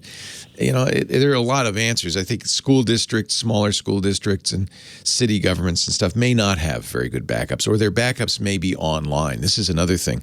If you're making backups, the trick is, and iDrive, our sponsor, does this, but everybody needs to do this. The trick is not to have a backup that's online right now. If you've got a hard drive plugged into your computer, for sure the malware will not only encrypt the data on your computer, but it will look and see where else it can go. And if it's currently plugged in, it'll go there and encrypt that too. So your backups have to be offline and ideally immutable, unchangeable. The way iDrive does it, they use snapshots. So each time they do a backup, they make a snapshot. They preserve the versions, the old backups, over a period of time. So you can go back in time. But again, if the ransomware guys are hanging out in your network long enough, they can get into almost anything, even your offsite backups, because periodically you got to back up, and that's an opportunity for them to they're going to understand what you're doing. The other thing, of course, is training, and everybody does this. The company that does this radio show, Premier, I get regular emails from the Premier security guru. She sends us emails saying, remember, don't open that attachment. When that email comes in, it may look like it came from the boss. These are the things to look for. You need constant training, constant reminders of your employees. These are the things to watch out for. You get that right, Damien? The emails say, don't open that up. All the time. And the truth is, you also get phishing attacks all the time. Every big company does. They're constantly. It's just too lucrative. The FBI, Chris Wray, the director of the FBI, recently, this week, in fact, said, please don't pay ransom. It just encourages these guys. But companies are businesses, and they're going to do what makes sense for them business-wise. And in many cases, it just costs too much not to pay the ransom. They're going to end up paying them. Well, hey, how are you today? Leo Laporte here. I'm the tech guy. I'm your tech guy this hour. 8888 Ask Leo. If you want to talk about tech, ask a question, make a comment, make a suggestion. We were talking before the break about ransomware. Why is it companies are still getting bit given, we know pretty much how they attack? And I've asked that question of the IT professionals. We have quite a few of them listening in our chat rooms, both at irc.twit.tv and in our Club Twit Discord. And, some of them say lack of awareness in the boardroom means the IT guys know what to do, but they're not getting the budget to do it. Poor training, poor systems. The Colonial Pipeline attack wasn't, in fact, spear phishing. We think we know how it happened. And it wasn't an email from the, quote, boss, who's really the hacker, saying, open this and fix it. This was poor IT practice. They had a VPN. A lot of businesses, almost all businesses do, a way to access the company network from outside the company network. And that is a gaping hole if it's not done properly. In this case, an employee left the company, but they didn't deactivate his password. That was problem number one. Problem number two was they allowed the employees to choose their own password, and apparently this former employee had reused his password. Big red flag. When you reuse a password, that's highly risky because if you use it on a site that gets breached, let's say he used it on yahoo.com and as his VPN password to get in Colonial Pipeline, yahoo.com got breached, all the passwords got leaked. Now the bad guys have a database of addresses, email addresses, or logins and passwords, and they're going to go around trying them in other places. So if you reuse it, as this employee did apparently, then the bad guys might just try to log into the VPN using it. Whoops, it worked. Now I'm in the network at Colonial Pipeline. I don't know if we're sure, but that's the story how that happened was a compromised password from a former employee was still active and was used to get into the Colonial Pipeline network. Wow. That is very poor IT practice. You shouldn't allow employees to reuse passwords. You shouldn't allow them to make up their own probably, but if you do, you got to make sure that they're doing it hygienically. And you absolutely need to deactivate unused passwords. When an employee leaves, all of their accounts need to be deleted, removed. So in that case, that's just poor practice. Very poor practice. But, companies are big, they're complicated, things slip through the cracks all the time, so you can see how that might happen. None of the IT people in our various chats admit that it was their fault. Wizardling says part of it's just individuals. They never thought it would happen to them. Then there's an often severe disconnect between what IT knows and what management hears, not to mention the financial burden of robust backup and rapid restore system. No one likes to be the one who pushes for that expense when nothing's going wrong. I have to imagine in most companies now, one would expect the executives and the board to be saying, what is your strategy for ransomware? And how much is it going to take to protect it?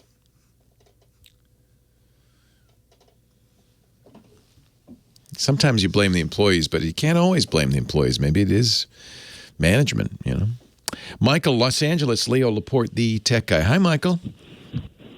Hey, thanks for taking my call. Thanks for calling. What can I do for you?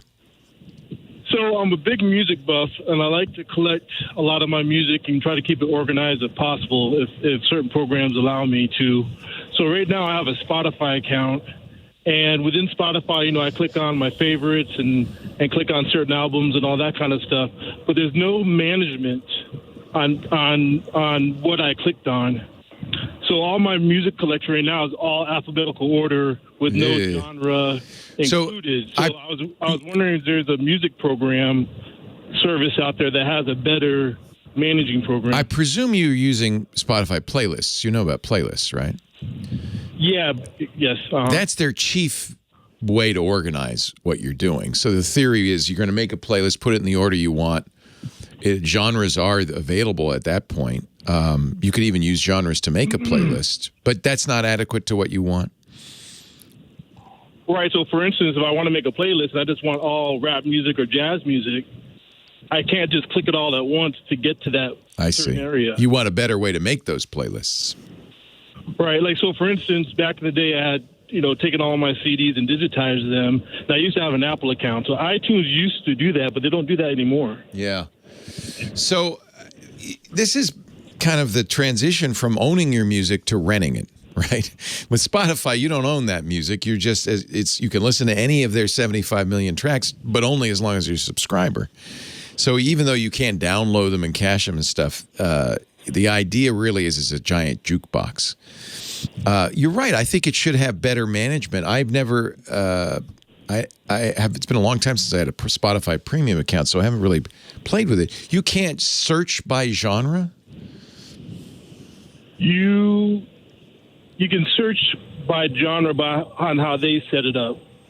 Yeah. So, for instance, let's say I clicked on a lot of, I have a lot of favorites, and I want to maybe grab all of my favorites. I might want to grab all my techno music out of those favorites. Yeah, I see what you're saying. You can't narrow the search by genre. Right, and then I can make my own better playlist by just grabbing just my techno music or jazz music or whatnot. I've never heard anybody talk about this. That's a really great question. Which of the streaming music services, and there are a lot of them, offers the best playlist management? I would have said Spotify. People, Spotify's in a tough position because they're competing against Google, Amazon, and Apple, none of whom have to make money on their streaming music services. They make money in other ways. So for them, it's just kind of, in fact, often they don't make money. Whereas Spotify, that's its business. It has to make money. And so I think Spotify often has some of the best software out there. I'm just going to have to ask the audience, the chat room, and the people listening, which music service do you use and which do you think has the best management tools? In particular, you're looking, Michael, for a way to take all from a pile of all your favorites, just select the one genre. I just want the hip hop music in all of those, or I just want the EDM, or even better, I want to make a playlist minus certain stuff like that. That's a really interesting. I would have thought Spotify, honestly. And also, too, if you want to ever go look back on your collection, because you can't remember everything that you have.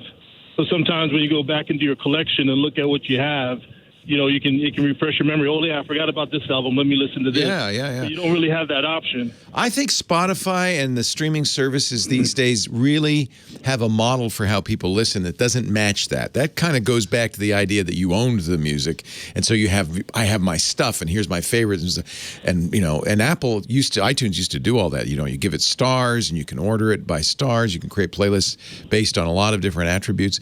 I think that the new way of thinking is it's a jukebox. Why would you even care? You own it all, and you don't own any of it. And you should just. I can't remember all of it. I know. You just let go and let Spotify. So that's a really interesting question. I don't know. I don't know who's the best. I would have said, had you asked without, saying I don't like Spotify, I would have said Spotify. I think it's widely agreed that that's what's kept them in business, is that the strength of their playlist system. And the fact that people spend so much time creating and curating their playlists that they don't want to leave because they want to keep their playlists alive. So I just don't. That's a question I have no answer for, Michael. But I'm going to let all the people listening weigh in if you have an opinion. Apple is probably dominant now that they do streaming, especially. They held off for the longest time. They were a music store. I would guess, I don't know, is Google's YouTube Music number 2? Probably not. Probably Spotify is at least number 1 or number 2, then Apple Music. Amazon has its own streaming system, and then there are a lot of smaller players like Tidal and Deezer. I think Spotify's the best of all of them. And if it's not doing what you want, I don't know if there's anywhere you can go that's better, except... owning your own music and then there are a lot of great music curation tools for a collection of MP3s on your hard drive. But that's not what you're getting with Spotify. I just don't know. 8888 ask Leo if you do. I'd love to hear from you. It's a fantastic question. I just think people don't think that way anymore. They just see this as kind of a. In fact, I think it's a bad trend, but they see it as wallpaper. Music has become wallpaper now for our lives, and people like you, Michael, who really care about the music. I don't know. I guess you still buy it. I know the artists would like you to do that. Why are we seeing Bob the Builder? That's my question. Oh, wallpapering over the hole, huh? Retcon is a master of the animated GIF. So does anybody think there's a better solution? Oh, that's your music. Your music is wallpaper. I get it. Lately, I've been listening to music kind of with intent. I got a good setup in every room now. I replaced all my speakers, got ELACs everywhere. ELACs very good. Boy, they sound good. Even the smaller bookshelf ELACs sound fantastic. I mean, just fantastic. So in the bedroom, in the living room, in my office, I have ELAC. I've surrounded my office in the living room, and I have stereo with a subwoofer 2.1 in the bedroom. And lately I've been listening to, because of Apple's high quality, I've been trying the Apple Music, and it's been great. Joni Mitchell's Blue album hit its 50th anniversary this week, so I listened to that a few times. With good speakers or good headphones, spatial or not, spatial doesn't, it's not that important. But it's beautiful. It's just wonderful to listen. Sit down, not do anything else, but listen to music. Love that. Of course, we're going to be going back and listening to music in live soon. Last night, Lisa said, because we've been playing music, I mentioned this before, we've been playing music instead of having the news on when we're making dinner. And lately, Lisa said, let's play music instead. And it's been great. And we listened. Then she said, because the TV comes on, because I'm using the Apple TV, so you see the lyrics and the album art. She said, are there any, what about videos? So Apple does have videos, just as does YouTube Music. So I there's a Apple playlist called Epic Music Videos, and it starts with Thriller, and it was so fun to watch that again. Johnny!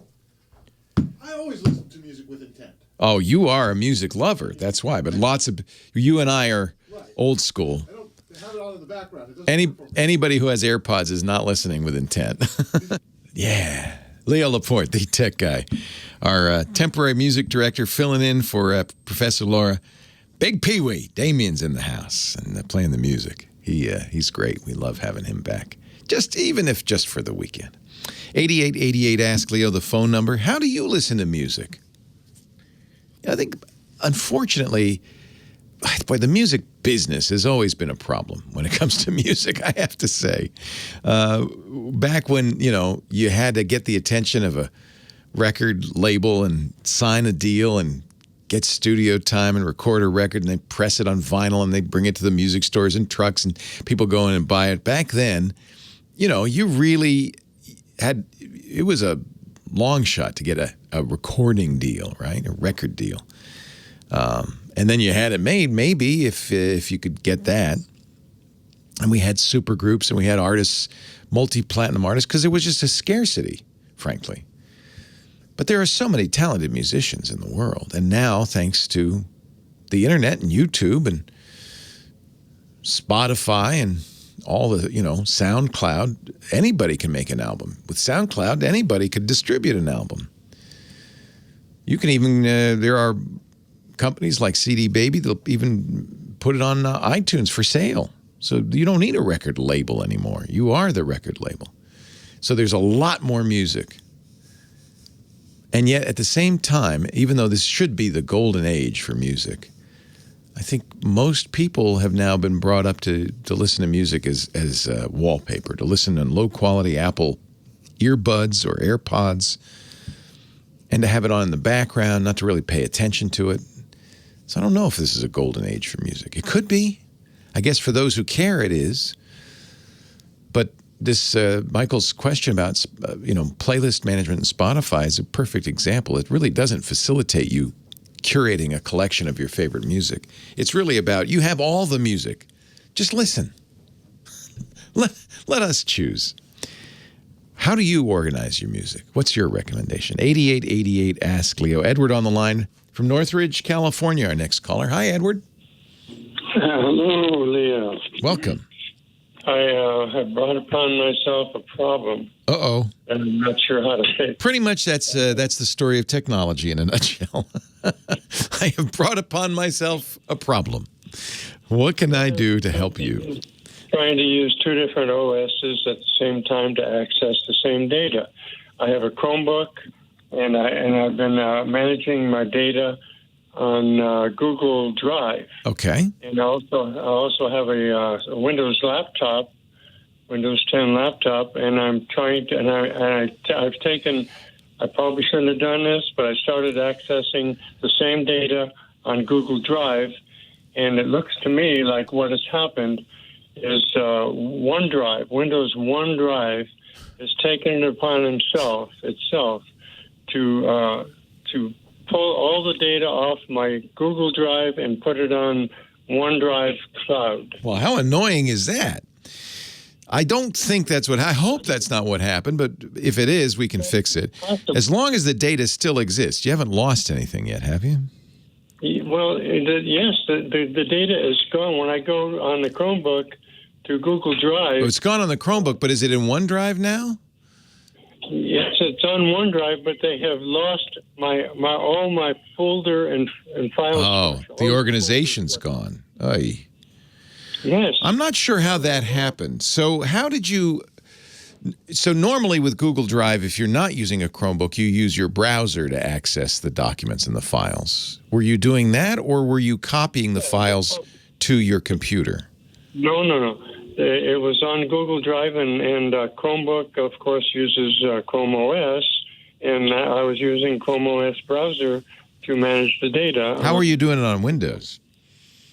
I was cross-referencing with my Google account. I was able to access Google Drive on the Windows machine. Using a browser, or how were you accessing Google Drive? Windows browser.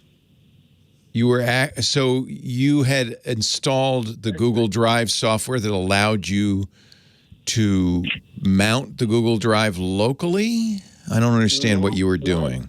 No, actually, I was using Firefox browser.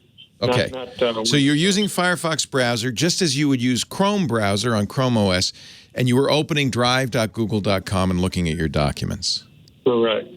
Well, in that case, I don't know how OneDrive would have even accessed them. I don't either. I don't think it can. OneDrive is Microsoft's cloud solution, and it accesses your hard drive. And, of course, the way Microsoft does it, which I think is awful, but Apple does this too now, is by default when you're creating documents in Office, they're saved on OneDrive, not saved locally. But you weren't using Office, or were you? No, I was not. I was using the Firefox browser, and what I found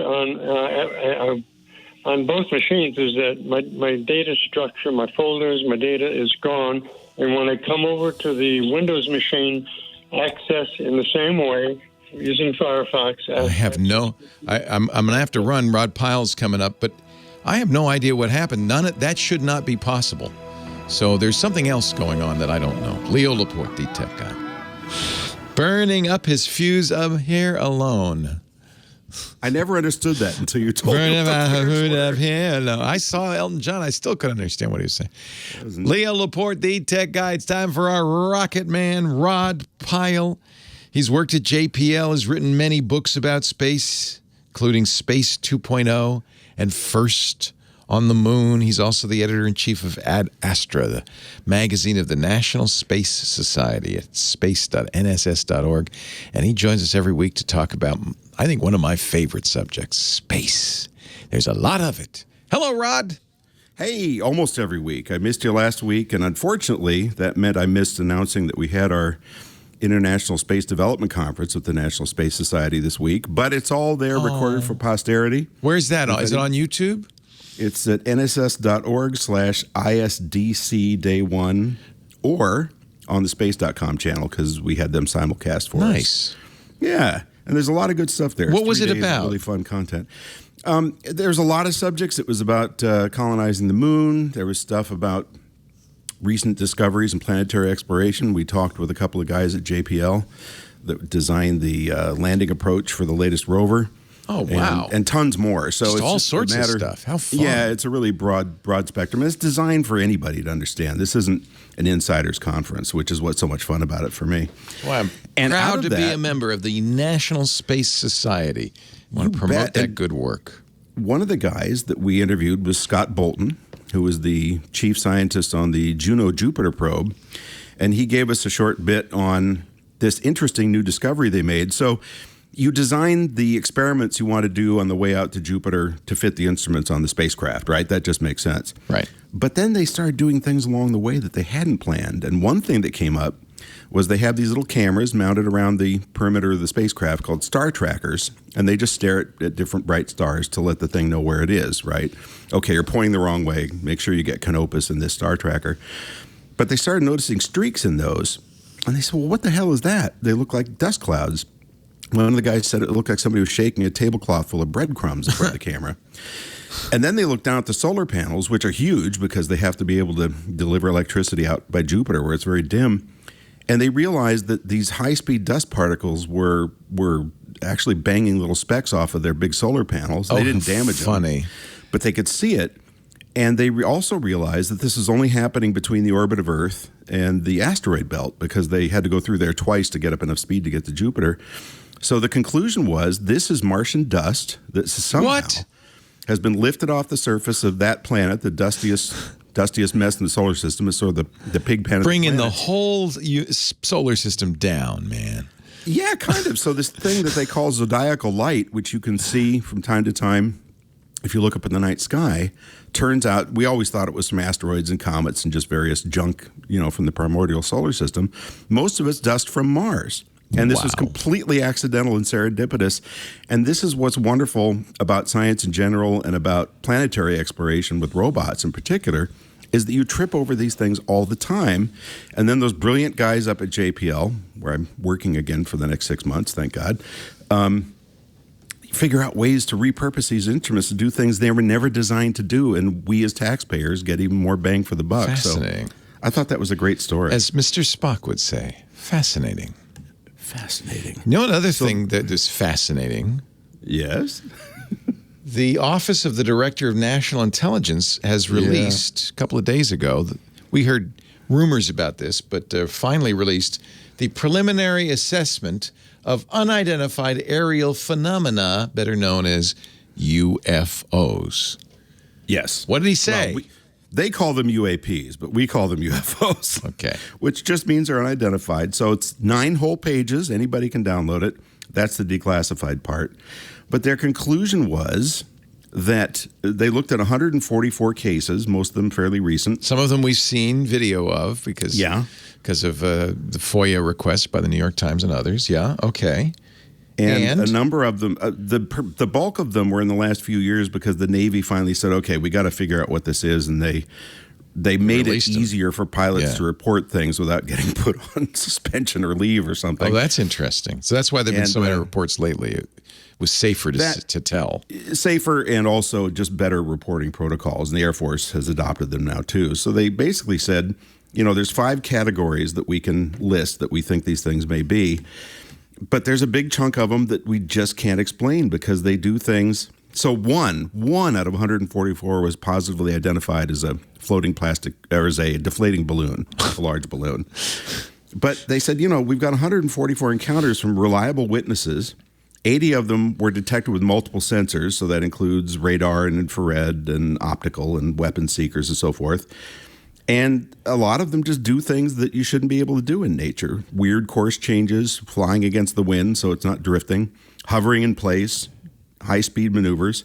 And some, interestingly, which I hadn't heard before, had what they call signature management. They were actually transmitting radio, and they had so-called signature management, which is basically stealth technology. So that leads some people to believe that this might be a cloud of drones, just standard retail drones, nothing fancy, deployed by some foreign government. And their thought is that those things are deliberately flying around carrier battle groups when they're doing exercises to provoke them into scanning them, and then they can read the radar signatures and so forth and learn a lot about our capabilities. And we did the same thing in the 60s around Cuba. So I thought that was an interesting hypothesis. That wasn't in the report, by the way. That was a former government official just opining on a podcast. But that's kind of interesting when you think about it. Another government official said, the reason I don't think these are foreign operators is that we know that China is still struggling with jet turbines and that a lot of the high tech they have is appropriated from stuff that's purloined from the U.S. and other sources. And the Soviets have the Russians have a very small budget, so it's probably not them either. But if it does turn out to be them, this would be the largest intelligence failure in U.S. history. So bottom line is, don't know, but at least now they're looking seriously.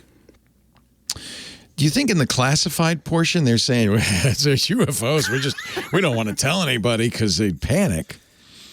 Well, we don't know. And may that come out at some point? I mean, some of these leaks came from former officials. That's true. Famously, Luis Elizondo, who ran this program within the military from 2010 to 2017, said, and I quote, "If classified parts were released, it would be a somber moment and people would probably turn to religion for answers." So I think that gives you a bit of a clue. I should point out, UFO does not imply alien. Right. It just means we don't know what it is. It's unidentified, or UA. So, what do they call it? UAPs. UAPs, unidentified aerial phenomenon. So, and that kind of even is. I think the reason they're using UAP is because UFO, in the minds of the public, is an alien. So yeah, UAP. It's stigmatized. Yeah. So UAP. And do you think they believe it's aliens, or they don't know, or they don't think it's aliens? I think they don't know, and they don't want to say that for obvious reasons. Yeah. A whole bunch of them, their credibility and just the fact that it might cause a lot of consternation in the public if one said that. Yeah. Some of them are really hard to explain, at least from what we know so far. But the media hasn't done us any favors. I think I told you before I was working on a War of the Worlds special for the History Channel years ago.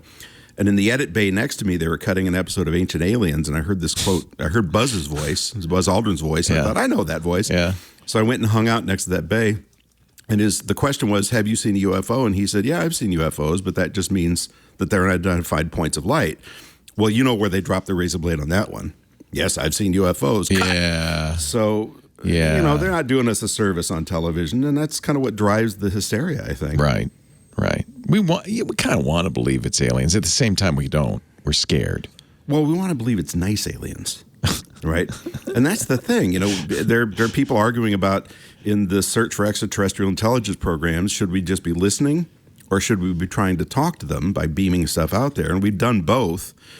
The problem is the cat's out of the bag already. We've been sending out radios since they've been watching I Love Lucy for a long time now. Exactly.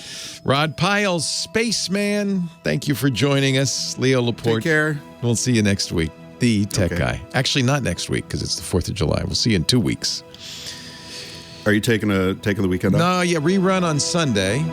And then I'll be back on the 11th. But I'll be gone again on the 18th. We're going to Hawaii. So the 4th and the 18th, no show. Those are reruns. Yeah. And Which island are you going to? I've been, and I love Maui, and I've been to last time we went to Kauai, which I also love. I haven't been to the Big Island or Oahu. This time we're going to do Oahu. You haven't been to Oahu? No, I know. It's the first place people go, right? That's interesting, because everybody usually ends up at Waikiki on their first trip. That's where we're going, Waikiki. Yeah. Okay. But I know better. I know all kinds of, I know every island's different. So, but I've not seen Pearl, and there's a lot, there's stuff I want to see. I'd like to see Diamond Head. So it'll be fun.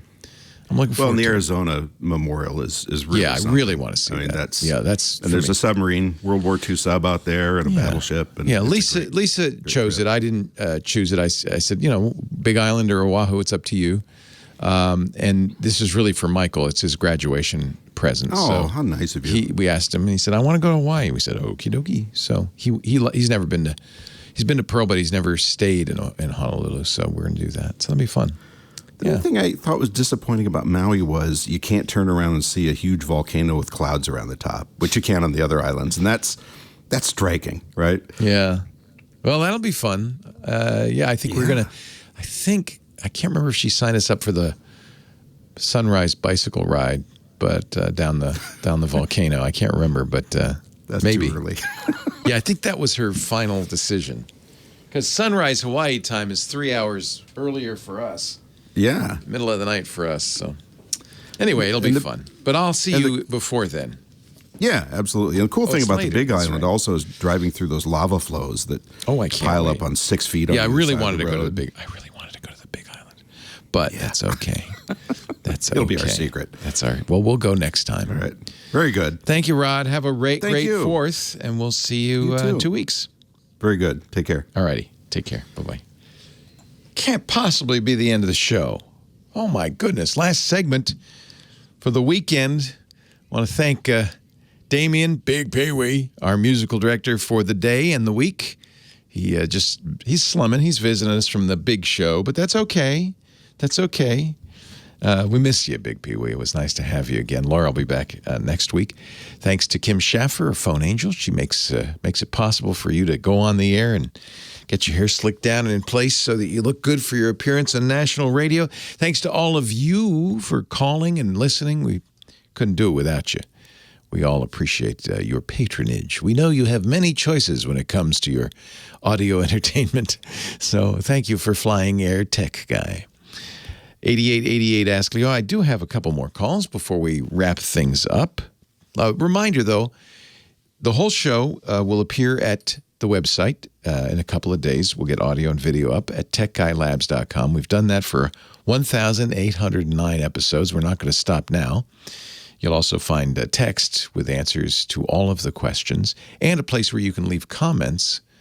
So if you've got a better idea or a solution, I know we had a number of calls where I was looking for people's input, like on how you manage your music on Spotify.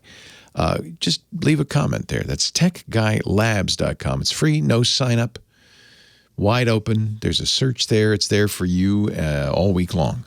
techguylabs.com. Ken from Topinabee. Is it Topinabee, Michigan? Is that how you say it? Topinabee? Topinabee, Michigan. Topinabee. Yes, we're in northern Michigan. Everything is related to an Indian name in some form or fashion, and he was an old chief. Old Chief Topinabee. What can I do for you, sir? Leo, I have an interesting problem with Outlook. I have a number of email addresses that I use for various business and volunteer efforts and so on, and my Outlook goes in and scans them and reports back the content of all the email. A couple of them are Gmail addresses, and everything works great when I'm sitting in my home. However, when I go on the road, when I use a hotspot on my phone to my laptop, or even if I use a VPN, the Gmail addresses will report hacking, and they'll refuse to connect. And I've gone into them and I've selected the use less secure app functions. I've turned them on. Sometimes I can beat it by manually going into my Gmail address from this new location, signing into it as webmail and saying, so it has the opportunity to say, okay, you're at that IP. It must really be you. I'll accept you for now. Sometimes not. And I have a home. So are you using, let me ask you a couple of questions. So you said you're using Outlook. Is this only happening when you use Outlook, or does it happen when you use the web page as well? It never happens on the web page. Right. Only happens on Outlook. So I would go into your Outlook settings and make sure you're doing this properly. So the way, and I've forgotten how you do this in Outlook, but the way other email programs do this is by allowing you to create profiles with a different address, in this case, your Gmail address. And you'll be using the Gmail SMTP. That's the outbound email server. Right. You've probably put the proper address, server address in there. It's probably smtp.gmail.com, but you'll have to look it up, and I'm sure Gmail will document that. You'll also be asked for your login and password for your Google account, and that may be where the problem lies. You can't use Google's SMTP server unless you're logged in to your account. So I suspect this is something to do with that. I'm not sure exactly how you want to do it. It may be that, do you have two-factor turned on your Google account? I do not have that. It's difficult to do that with Outlook because it's going in every 10 minutes and checking. I have blown the Gmail, and there's 3 accounts that give me the biggest trouble, 3 Gmail email addresses. I've blown them completely out and rebuilt them numbers of times. Yeah, so here's the deal. And by the way, this will allow you to use two-factor, which you kind of want to turn on. I strongly recommend you turn on. That makes a big difference in security. You're going to need an app, what Google calls an app password. In accounts like this that are secure, especially with two-factor, as you've pointed out, how do you do the two-factor? Google has a variety of ways of doing that, including OAuth, but they also have something called app-specific passwords. And I suspect that's what you're going to need to do is get a app password. You can create that in your Google account. Normally it's for two-factor.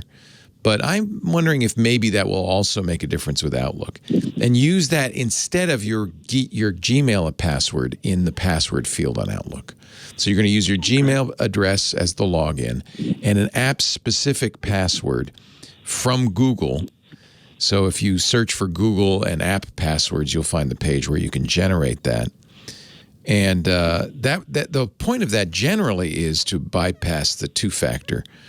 But I think it may also be needed in this case, and I think it might solve that issue. I'm not sure, but I think it might solve that issue. Google, is trying to do the right thing, which is figure out if you're you, and if you're not you, not allow you to use its service. A lot of spammers trying to use Gmail as an outbound mailer, of course, but also, they're trying to protect you from others using your account illegally and so forth. So they're trying to do the best thing. What you want to do is make sure you give them plenty of signals. A VPN will absolutely throw them, because with a VPN, you're coming from an IP address and even often a location that don't match your actual location and IP address. That's the point of a VPN. So a VPN will probably trigger that no matter what you do. Turning off the VPN, using an app-specific password, I think the idea is we want to give Google the information they need to know that this is really you. Scooter X in our chat room has found a support document. Oh, this is the app passwords. So we'll put the link to the app password page in the show notes, techguylabs.com. I think that's probably what it is. Can't promise. Google in their infinite wisdom has decided for some reason there's something fishy about what you're doing. And so you have to somehow reassure them. And that's at least one thing that you might want to try. Don in Hillsboro, Oregon. Hi, Don. Leo Laporte, the tech guy. Hi, Leo. I love your show. Thank you. I'm glad you listen. Yeah. I go way back to the DOS days, but I had a Palm Pilot for a long time. Oh, yes. Remember those? Love those. Yeah. I got one in the cabinet behind me, actually. Awesome. I loved how I could synchronize that with my PC. And then I could see all the notes and text and contacts. That was its secret power. Yeah. Yeah. And we could save them and we could print them out. And this backup issue, there's nothing like paper for having a long backup life. Yep. How do I do that on my iPhone? Yeah, there's no sync button. In fact, the way Apple used to do it was with iTunes, and it was very poor. My suggestion is to use a cloud service like Google for your addresses, your contacts, your notes, And that will sync automatically. You just attach your Google account to your iPhone, and then on your computer, you log into your Google account, and there's all the stuff. You're going to have to use an intermediate cloud service. You can't use Apple's iCloud for the same thing, actually. And it's not as easy to use on Windows, but you can have iCloud on Windows, log in, and there's all your data. That's the best they can do. There's no physical sync. Leo Laporte, the tech guy.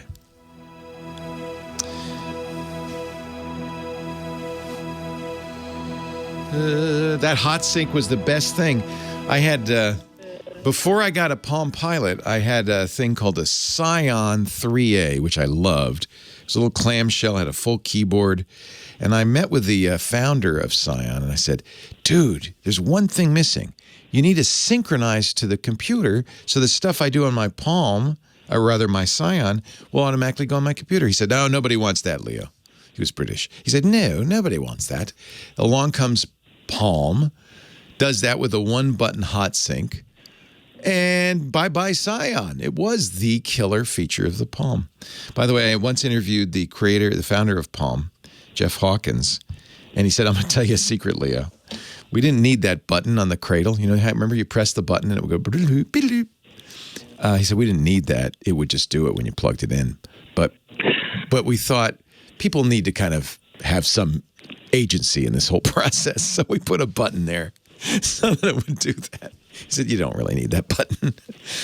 Anyway, there is no, I mean, in the old days with iTunes, you could plug it in and iTunes would sort of sync it, but it was attached to each different application. What do you want to keep? Like your Apple Notes? What I want to do, I'm a professional, and I want to be able to download those notes and print them out. I want to be able to print out all the contacts. So guess what Apple's wants you to do? They want you to use a Mac, because if you have a Mac, it'll all work.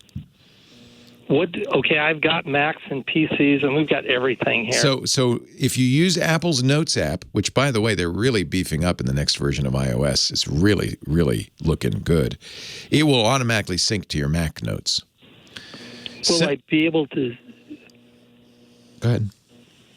Will I be able to actually see, like I could on the screen, on the computer screen, like I could with the Palm Pilot, like contacts, and print those out? So I'm not worried about editing. Each app is different. So the notes will sync the notes. Anything you write in the notes, any drawings you make, whatever, will be identical on the Mac as it is on the iPhone.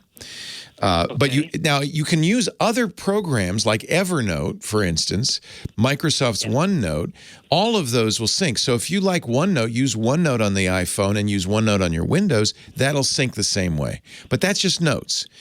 For contacts, Apple has its own contacts, which will sync to a Mac. If you're on Windows, my recommendation, as I said, was to use Google's contacts. You could still use the Apple contacts, but when you set it up, you can set up Google on your iPhone, and it will automatic. And there's little switches. Once you associate your Google account with the iPhone, you'll see a bunch of switches for Mail, Notes, Contacts, Calendar. You turn those all on, and they'll all sync to your Google account. Then you could do the same thing on your Windows PC. I don't know do you use Outlook for your Windows PC for contacts? I hope not. I have in the past. I wouldn't. Outlook requires a special tool to synchronize with Google. Most other programs will just synchronize with Google, but Microsoft doesn't. So yes, you do it in other words, you do it app by app. There's no one button synchronize everything that's on my Pilot, but you don't have a button. It's done through the cloud. So in a way, it's better. It's always kept up to date. So what you need is a synchronizing note app, a synchronizing contacts app, a synchronizing address book app, or a calendar app, and there are many ways to do that.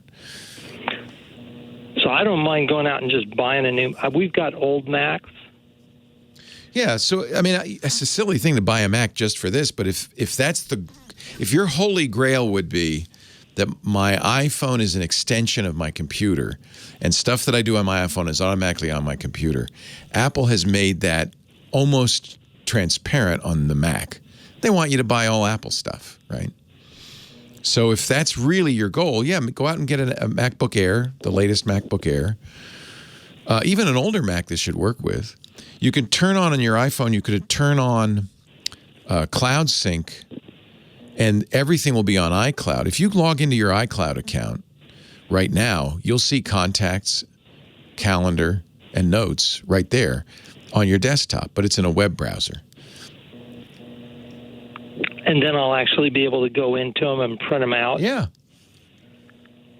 Okay, that sounds good. I'm going to have to try that because I bought a couple of little MacBooks. They're probably 2012. Yeah, those are really sweet. They were kind of underpowered is the only problem, but they'll do it.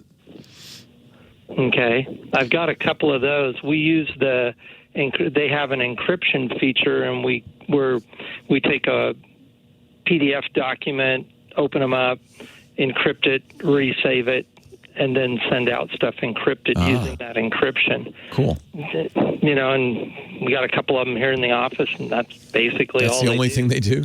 They can be used to. So is your real goal to print out your calendar and contacts? Is that your primary goal? Yes, that's my primary goal: is print out contacts, print out notes, and then I'd love to be able to print out text because clients are texting all this information now. Oh, okay. Texts is a different thing. So that's Apple's Messages app. And again, on the Mac, you have Messages, and everything that shows up on your phone will show up on your Mac. That's easy. But if you want to, but there are other ways to do this because there are companies that make software that will open up all of these things on your PC so that you can print them. So maybe that's really what you want to do. Let me see which one. I think it was from Ecamm. No, it wasn't Ecamm. Who made that? Oh, I had a really good iPhone View. That was the name of it. Let me see if that worked on Windows. Yeah, it was from Ecamm. Phone View. So it's ECAMM.com. ECAMM. Ecamm.com, and the program is called Phone View. What that does, if you didn't want to use, this also requires a Mac, ironically, but you could use it on those old MacBooks. Then when you connect the phone, it automatically copies everything over, including voicemails, call history, SMS, iMessages, WhatsApp messages. Everything gets copied over and can then be printed from the Mac. They have a program for the PC. It's called CopyTrans, and I think it does the same thing. Yeah, it does. So PhoneView or CopyTrans, those are a little different. That is more for specifically what you're saying, which is I've got stuff on my phone, I want to print it out. That would work. I just have everything synchronized through Google, and that way any computer or phone that I want to use, I sign into my Google account and I say synchronize contacts, synchronize address, synchronize calendar, synchronize notes, and everything's there. So that's a little easier if you're using a variety of different things. We have security issues where we need to archive client but you have to do it securely. Conversations and stuff. Yeah. Well, we have to have it in the file for that client, and then that goes into fireproof file cabinets behind locked doors. And so you may not want to use the cloud. I don't want to use the cloud. I'm not. I have to verify to a governmental agency that we're security. So if I don't use the cloud, I mean, we have computers that never. The only time we plug them into the internet is when we're downloading an update or something like that. Can I ask what your business is? We literally unplug the Ethernet cable. That's awesome. It's just tax and accounting. Oh, but because you have social security numbers and important records. Yeah, I don't even want to mention, but there's tons of businesses out there that have some data of people's, and the problem is the federal requirements now for us to protect people's data is gargantuan. Yeah. You should probably tell those people to stop texting you stuff. I have in some cases. Because it's going, whether you put it on the cloud or not, that's where it's going. Well, and I keep telling them this should only be coming secured. I cannot. Yeah, the phone company has everything they're saying, And by the way, the NSA probably has a little room in the back that's they did that with AT&T that's tapping into it. So that's a very insecure way to transfer stuff. Not to mention... We're trusting that the fax machines are still one of the more secure ways. Okay, don't get me started, but let's help you with this. So then the best way to do it would be something like Phone View on a secure computer. You're never connecting to the internet. You're just taking that iPhone, plugging it into that computer, using the program to download it onto that computer. That computer can have an encrypted disk. The iPhone's already encrypted. It never connects to the internet. You can print it out directly, put it in the file, put it in the file cabinet, and at no point is that ever visible to the outside world. That's probably the way to do it. Great. And then Phone View runs on the Mac? It runs on the Mac. If you go to eCam, ECAMM.com, you can look at their Phone View product, and then at the bottom it says, Windows PC user, check out CopyTrans. It's $30 for lifetime use. It's a great solution, and it will copy all of those messages securely, and you can save them. It's not specifically for calendar. Let me see. Yeah, it'll do a lot of stuff. It'll do messages, voicemail, call log, contacts, notes. Yeah, it does everything. So it'll copy it all over. You can print it out, and it'll never touch the internet. Awesome. We could just dedicate a laptop that's an older laptop. Perfect. Yep. Windows 10 or Windows 7 on it. And Or for eCam is for a Mac, the eCam software, Phone View. CopyTrans will do it on a PC. I've never used CopyTrans. I have used Phone View, and it's excellent. Excellent. This is super helpful. Yeah, I'm glad. Episode 1809, so I can review. Yes, we'll put it all in the show notes. And I'm actually thrilled to hear you taking this care, because so many, I mean, I hear it all the time. People, emailing tax returns, all sorts of insecure methods, saying, send me your social, text me your social. It's not secure. That's insane. It's not secure. Yeah. Text is terribly insecure. Some of our most important data gets archived about once every 3 months, and then it goes in a fireproof safe that's over 50 miles away. Yeah. Yeah. That's probably smart. I'm glad you're taking that care, Don. That's good. Thank you so much. My pleasure. For being there and for all your help. Oh, I'm glad I can help. Have a great day. You too. Thank you. Thanks. Bye-bye. Well, that's it for the Tech Guy Show for today. Thank you so much for being here. And don't forget, TWiT, T-W-I-T. It stands for This Week in Tech, and you'll find it at twit.tv, including the podcasts for this show. We talk about Windows on Windows Weekly, Macintosh on MacBreak Weekly, iPads, iPhones, Apple Watches on iOS Today, security on Security Now. I mean, I can go on and on and on. And, of course, the big show every Sunday afternoon, This Week in Tech. You'll find it all at twit.tv. And I'll be back next week with another great Tech Guys show. Thanks for joining me. We'll see you next time.